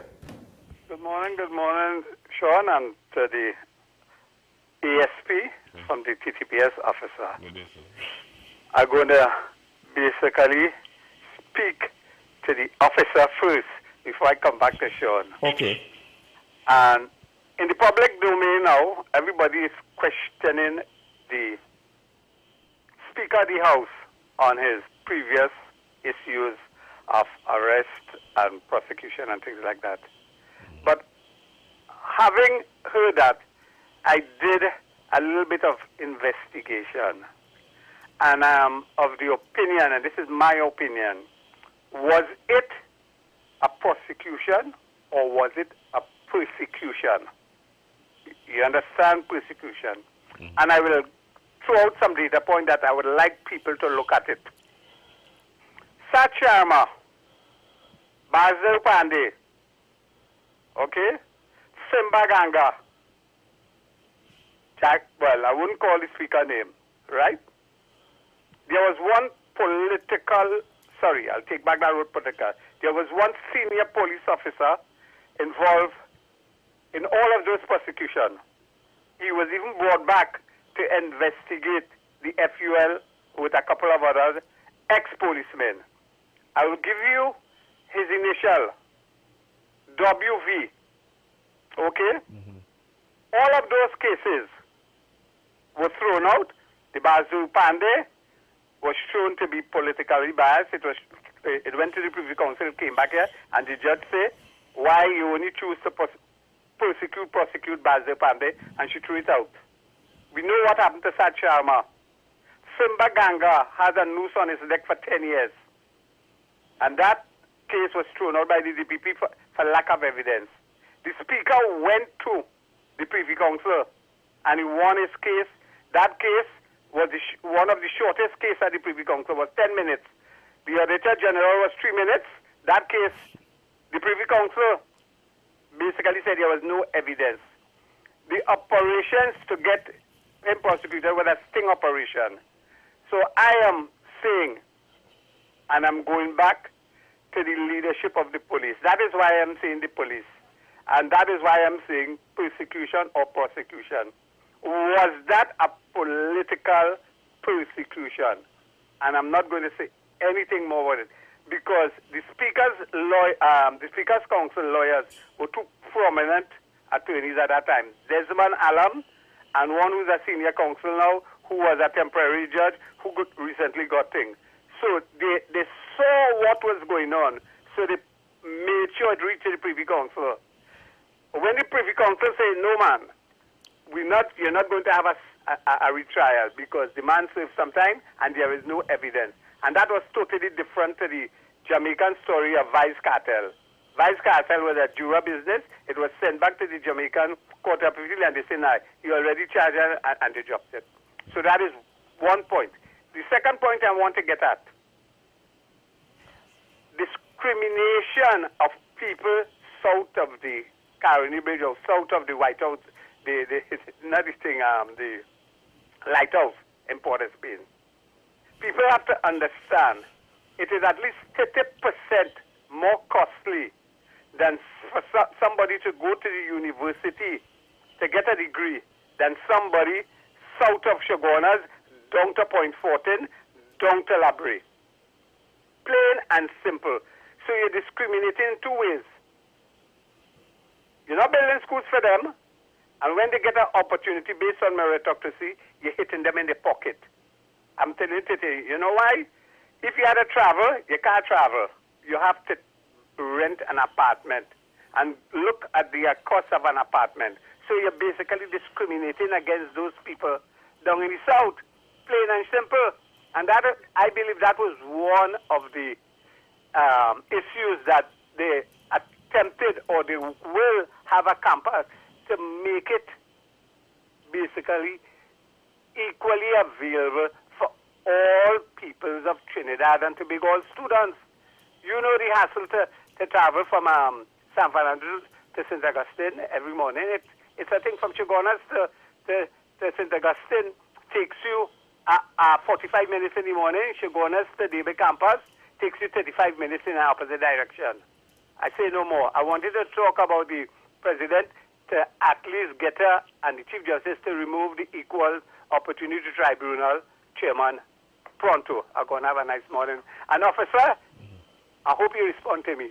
I'm going to have a nice morning. Well, the only response I could offer is that in any investigation, I'm not too familiar with the particular investigations he's speaking Also, of. this investigation would have been before your time. Yeah. So you can't even say that you were part of the service to a significant degree when it happened. But I can tell you, it does come up in the public domain a lot. Where I mean, you probably might have been a police officer then, but I mean, you would have been very junior. Maybe, but the thing is, with any police investigation, especially high-profile ones, the police don't act on their own. The police don't just take up themselves and say, well, listen, I'm going to arrest John and whatnot. There's a process. Well, so there are legal... 99% of the time, I would agree with you. Right. But, I mean, look... You had to uncover the truth. We just had a high-profile example where a police officer might have gone off on her own, right? And I just leave it like that. Say that. Yeah, but legally speaking, who would have instructed her to do what she did? Because the DPP didn't. He wasn't part of it until after the fact. So who else is there? No, you have to understand, it's not about also instructions. It's also about, it's either it's right or it's wrong. It's either it's legal or it's illegal. Point is, so the police are... Right, but the point that you were saying, they don't go off on their own. But in case of Ayla's arrest... There is advice offered. We normally get advice offered to us on if we have the right to or we don't have the right to, if it's in the best interest to do it now and whatnot. I'm not saying... We have a lot of high-profile cases before. No, like I said, in a lot of cases, 99.9% of the time, I'll agree with you. Right. And you weren't part of it, so no, I wasn't. obviously you so can't I speak would about know. that. But I would disagree with you with regards to Ayla's arrest. I'm just saying that it didn't look like that to the public, and we're probably not going to get any answers to assuage at least my fears on the matter. But I actually agree with you. I do think in a lot of these cases, the reason why they fall through is probably due to whatever technical reason in the investigation, in the court matter itself. Like when they say, well, they have no evidence. Well, they probably had enough intelligence to move forward with an investigation. But I do wonder, whenever you see a case has no evidence presented by the prosecution, doesn't mean that they didn't have evidence, it's just that they didn't present it for whatever reason. No, and then sometimes what we call... And that's not a police thing at that point. Yeah, and then circumstantial evidence is evidence nonetheless. But it's up to the court to accept it. And the court may not accept circumstantial evidence. So sometimes you have evidence, you may find, well, look, we know John committed the murder. And there are lots of cases where the police hear who committed the murder, but without evidence, they can't prosecute. They might be able to pick up, they might be able to interview, and they might be able to offer some explanation as to what occurred, and the person might have an alibi, but without proof, the police is unable to prosecute the person. And I think you understand, like, judges, you know, whatever level they're at, like at some point they're going to say, well, this is not good enough. It doesn't exonerate the situation. There could be a whole host of technical reasons why whatever was not good enough is not good enough. And they're erring on the side of, we can't convict someone of anything on shaky ground. There has to be a certainty. No, but the police may also have had prima facie evidence to arrest and charge. No, that's fine. What I'm saying is... But it may not have been enough to convict. The courts are going to err on the side of caution. Exactly. Right? Yeah. So it's not about if it looked good or it looked bad. To them, on the technical merits of the evidence, because you're talking about real and unreasonable doubt. Right, which is a far cry from the court of public opinion. And let's be real, a lot of people are quick to convict in the court of public opinion with just hearsay and rumor. Hearsay, We have Cascade on the line. Good morning, caller. You on here? Good morning, Senior. Good morning, Senior. I merely wanted to make the point, Sean. That I do not believe the police operate a fight-to-fight kind of thing. It is unfortunate that many, I shouldn't say many, some of the matters that the police would prosecute on behalf of the state often falls apart. What it might mean is that the police need to get, as it were, more advice, depending on the matters that before it. From where I sit, and certainly my own experiences, I remember the issue with the glass bottles. Many people believe that we really just went off on our hands and said, we want gas. We want no glass bottles in Port of Spain for Carnival, or no glass bottles in Carnival. It wasn't like that. In fact, the police had a very integral role to play in us formulating the plans and advancing the arguments why we should not have had glass bottles. I remember sitting with two brilliant police officers. One was a lawyer, and I think one was some kind of legal advisor to the police. And we worked it out. We worked out the details. So it was a group that came up with what turned out eventually to be the law.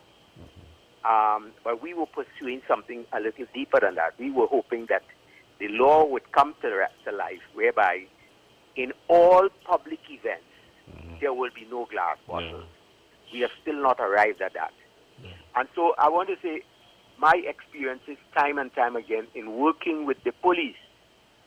You know, I remember there was a high-profile matter, and that the investigating police officer, Mr. Dookie, called me on several occasions to ask me to verify or to advise on the information that I may have had on a particular matter. And so I'm saying to you, we take the police for granted and we beat up on the police only based on its failures. But over a prolonged period, the police have had many successes. And we need to give Jack his jacket and to recognize that the police are operating with less tools than they require to do the job that they are now being called upon to do. And I'm not talking about police cars. I'm talking about the kinds of tools for serious investigation, whether it be the best computerization system and so on and so forth.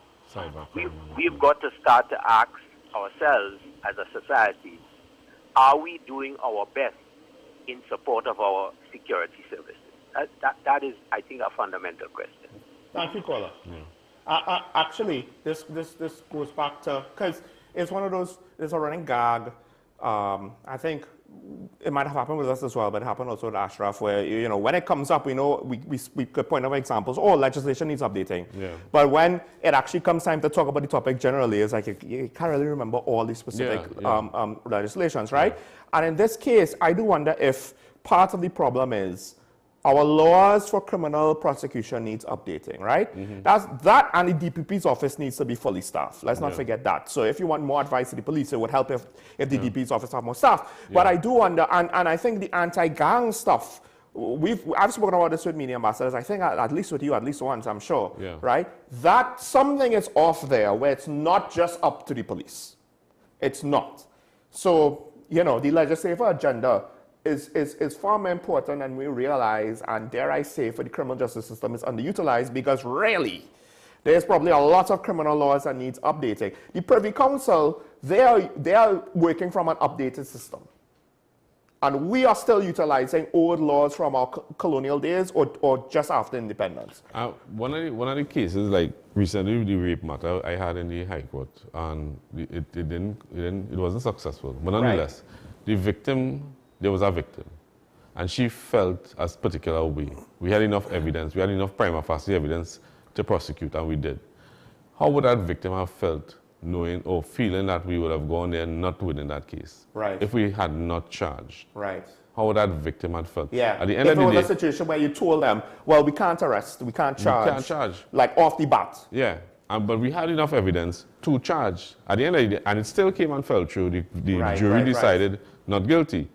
And for whatever technicality, I don't want to explain here, but at the end of the day, justice reached its end, the victim had their day in court. Okay. The point I'm trying to make is that not all the time in every case the police have everything to win the case. Yes. You understand? But sometimes just for the sake of, not just to satisfy the victim, but to support the victim in the wheels of the justice system, you need to charge. Okay, there's more I could say, but we have a call from St. James. We'll take the call. Good morning, caller, you're on the air. Yeah, morning, gentlemen. Great program as usual. Thank you. And I have a saying, because I drive in so long, that a good driver, you don't really become a good driver until you're at least 15 years plus. Yeah. 10, between 1 and 15 years, you're learning.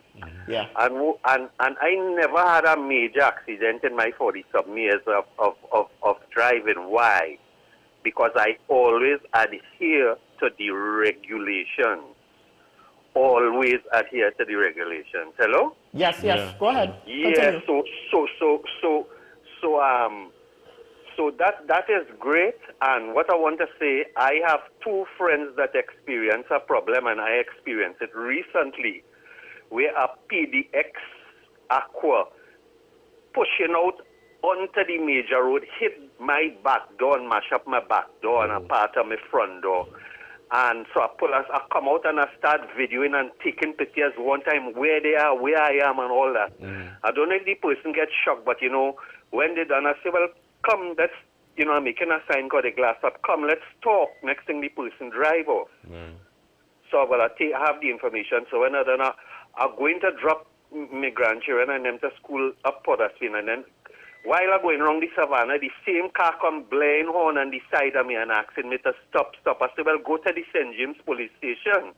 So when I done and I reach down now, I give the person number and everything. They say, no, that person ain't come. But they look on the computer, putting in the number, and then they come and they tell me, the police tell me, they have no insurance. I was shocked to know that they know that. How could they know that? I don't know if you all have all those records. But when the person look on the computer, the officer, then she conversing with another officer, two of them look at each other and then turn to me and say, the person don't have insurance. So anyway, I let a few days pass and I went back. They didn't come, so I give the information. They tell me, well, to get the number, so now I have to go to the court to summon the person and all of that. So they tell me I have to wait until they call me. I cannot come to find out if they get the information and the person yet. But I was amazed to know how they know that the person have no insurance. You know, I don't know if you can give me a breakdown on that. And two other friends in the past several months, people bounce the car, and when they done, they have no insurance. And this car bounce to me is a PDX.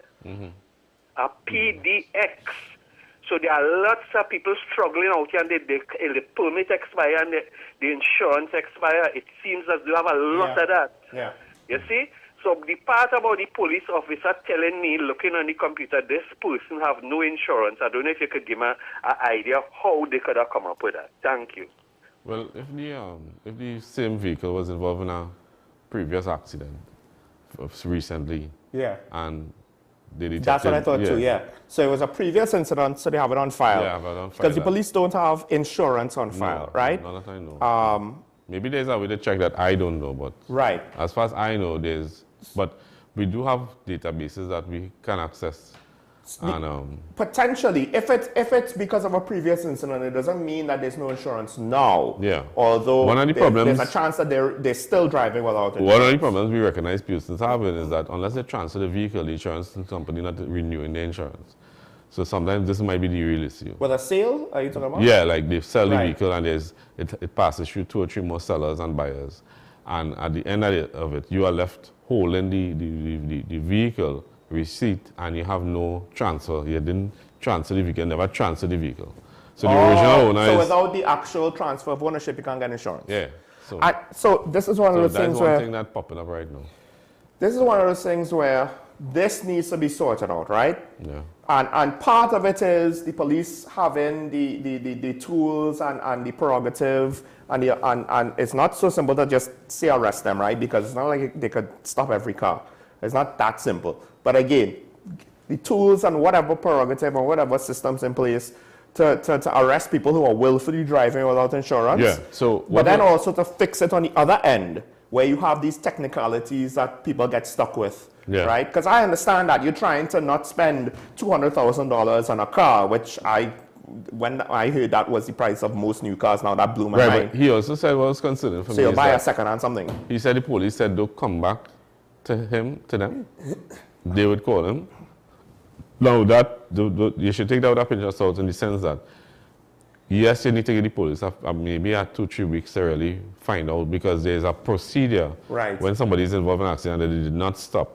The police need to write to the owner of the vehicle, the registered owner of the vehicle, requesting information as to who was driving the vehicle on that particular date and time, and they have to present themselves at the station. There's a particular document that needs to be filled out. I think they have 14 days to serve that document on the owner, the registered owner, of that motor vehicle, if that vehicle was involved in an accident and whatnot. And then they would see that they were able to determine on the database that this vehicle didn't have insurance. That means they know who's the owner. Right. At least the owner or the driver at the time, on file, so that they could go to them and warn them of intended prosecution and to make the report and whatnot. But what this driver should be concerned about is compensation, especially for his damages, because whether or not they have insurance, he needs to get the compensation. So he needs to get from the police, who's the owner, the driver of the vehicle. He could get it either through his insurance company or request it through the police, through the Freedom of Information Act, and they will be able to provide him with the information. So he could go to the court and not just sue the person, so that he could get compensation. Yeah, these things need to be streamlined and to some extent maybe simplified. Yeah. But yeah, I think the problem with the police caller in the station, they might have had good intentions when they told you don't come to them. What they probably should have said, what would have been more professional, is to give you a time frame to wait before you try to contact them again for whatever reason, because the process will take so long. Yeah. But to just kind of say that don't call us, we'll call you, it makes me think this is one of those cases where they have too many instances with regards to bad customers. Exactly. Not all bad customer service is because of bad customer service reps. Sometimes it's bad customers. All right. One of the things is things like this. If it's the case where people can't afford insurance, it ties back to one of the previous callers from Digger Martin talk about the unfairness of having to travel from South to go to University North. Part of that will be alleviated by a better public transportation system that is not dependent on taxis where you have to spend $20 to $40 or whatever ridiculous amount of money. Like a mass transit. Like a mass transit. We've spoken about that on the station years ago, this year, and now. But that caller was alluding to the university being moved. Well, here's the problem. Here's the problem. If all you do is you move a whole faculty, you're just moving the problem, right? That's number one. Number two, the debate. And I don't want to get too much into the topic, but the debate is not to have the South Campus, but rather what's going to be there. And with regards to UE, they're thinking, well, we need to do things so that we could be self-sufficient financially, that we could break even. I think they're not even saying that first to make a profit. It is to break even, right? And I would think that the government would want the University of the West Indies to not need bailouts if the government is concerned about doing all these other things for the population, right? So Global School of Medicine or law faculty, that's the thing. But I think one of the things we need to understand is we're a small country, so we can't always have 2 law campuses, right? Maybe it shouldn't be in St. Augustine. Maybe it should be somewhere, I don't know, central. And south does not solve that problem, right? Can we afford 2 campuses, right, for a country as small as ours? So there are other practical solutions. But one of the things is, when you can only have one of something, I don't know, maybe we should have it central of the country with a proper mass transit system so that it won't be an arm and a leg for people to get to do whatever it is that they have to do. I'm just saying. And finally, we have a comment to wrap up the show. If we could show it up there. Sean, are you the critic for Trinidad and Tobago? Well, I don't know if I am the critic for Trinidad and Tobago. I would say I am a critic in Trinidad and Tobago, because I speak critically on other things, ironically, outside of TNT, including external politics at times on this show. But I would rather say that I am an equal opportunity critic, and I don't always criticize. Sometimes I praise, but at the end of the day, I think we underestimate where our local politicians are left us wanting more. I do think so. We are so accustomed to bad leadership that anything that looks a little bit better than bad, we automatically kind of treat it as though it's the best thing ever. When the reality is, it's just a little bit better. You know, it's a step in the right direction, but it's not the be-all and end-all. And for whatever reason, we never get an upward trajectory. It always, or we get a little bit better, and then it plateaus, and then it might sink back down to the pack. And we get the race to the bottom that I've been saying for most of the last 4 years. And I've already seen situations where the current administration, if they're not careful, they'll use out all of their goodwill. Meanwhile, the opposition is, well, they're just doing what they're doing, 20, 24, 25 PNM things. I wouldn't even lump them in with old PNM. As much as they have haters of old PNM, they ain't that good. This is a whole next level of, I don't know what, comes back down to lack of awareness and arrogance on a scale of which I don't know if we've ever seen before, because it's arrogance in defeat, and I'll never understand that conceptually. All right, thanks to the callers, thanks to the comment, thanks to ASP Arun for joining me once again, and we underestimate, you know, it's raining, don't drive fast. Unfortunately, not everybody gets the memo. Let's slow down, people, let's slow down. We want less accidents, especially the fatal accidents on the nation's roadways. To be fair, I haven't seen an accident on the Savannah during a morning in quite some time. So I'm just, you know, I'm just hoping, I don't know what, maybe because we don't have a party culture like we used to.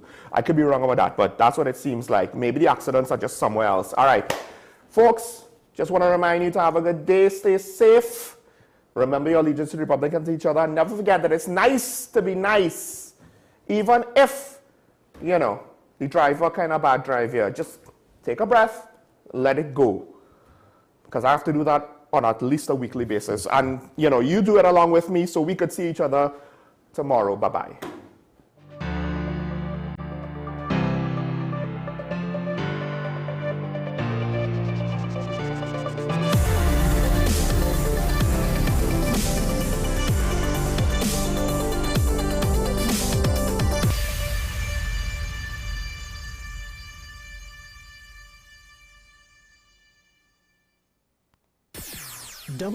WESN.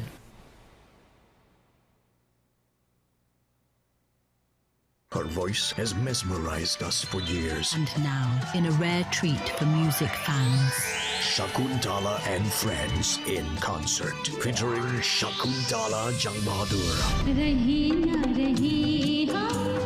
Singing sensation Deval Chaitlal, brilliant musician Dr. Shivanan Maharaj, master flautist and saxophonist Narendra Maharaj, with music from Shiv Sangeet Orchestra, Shakuntala and Friends in concert. Shakuntala.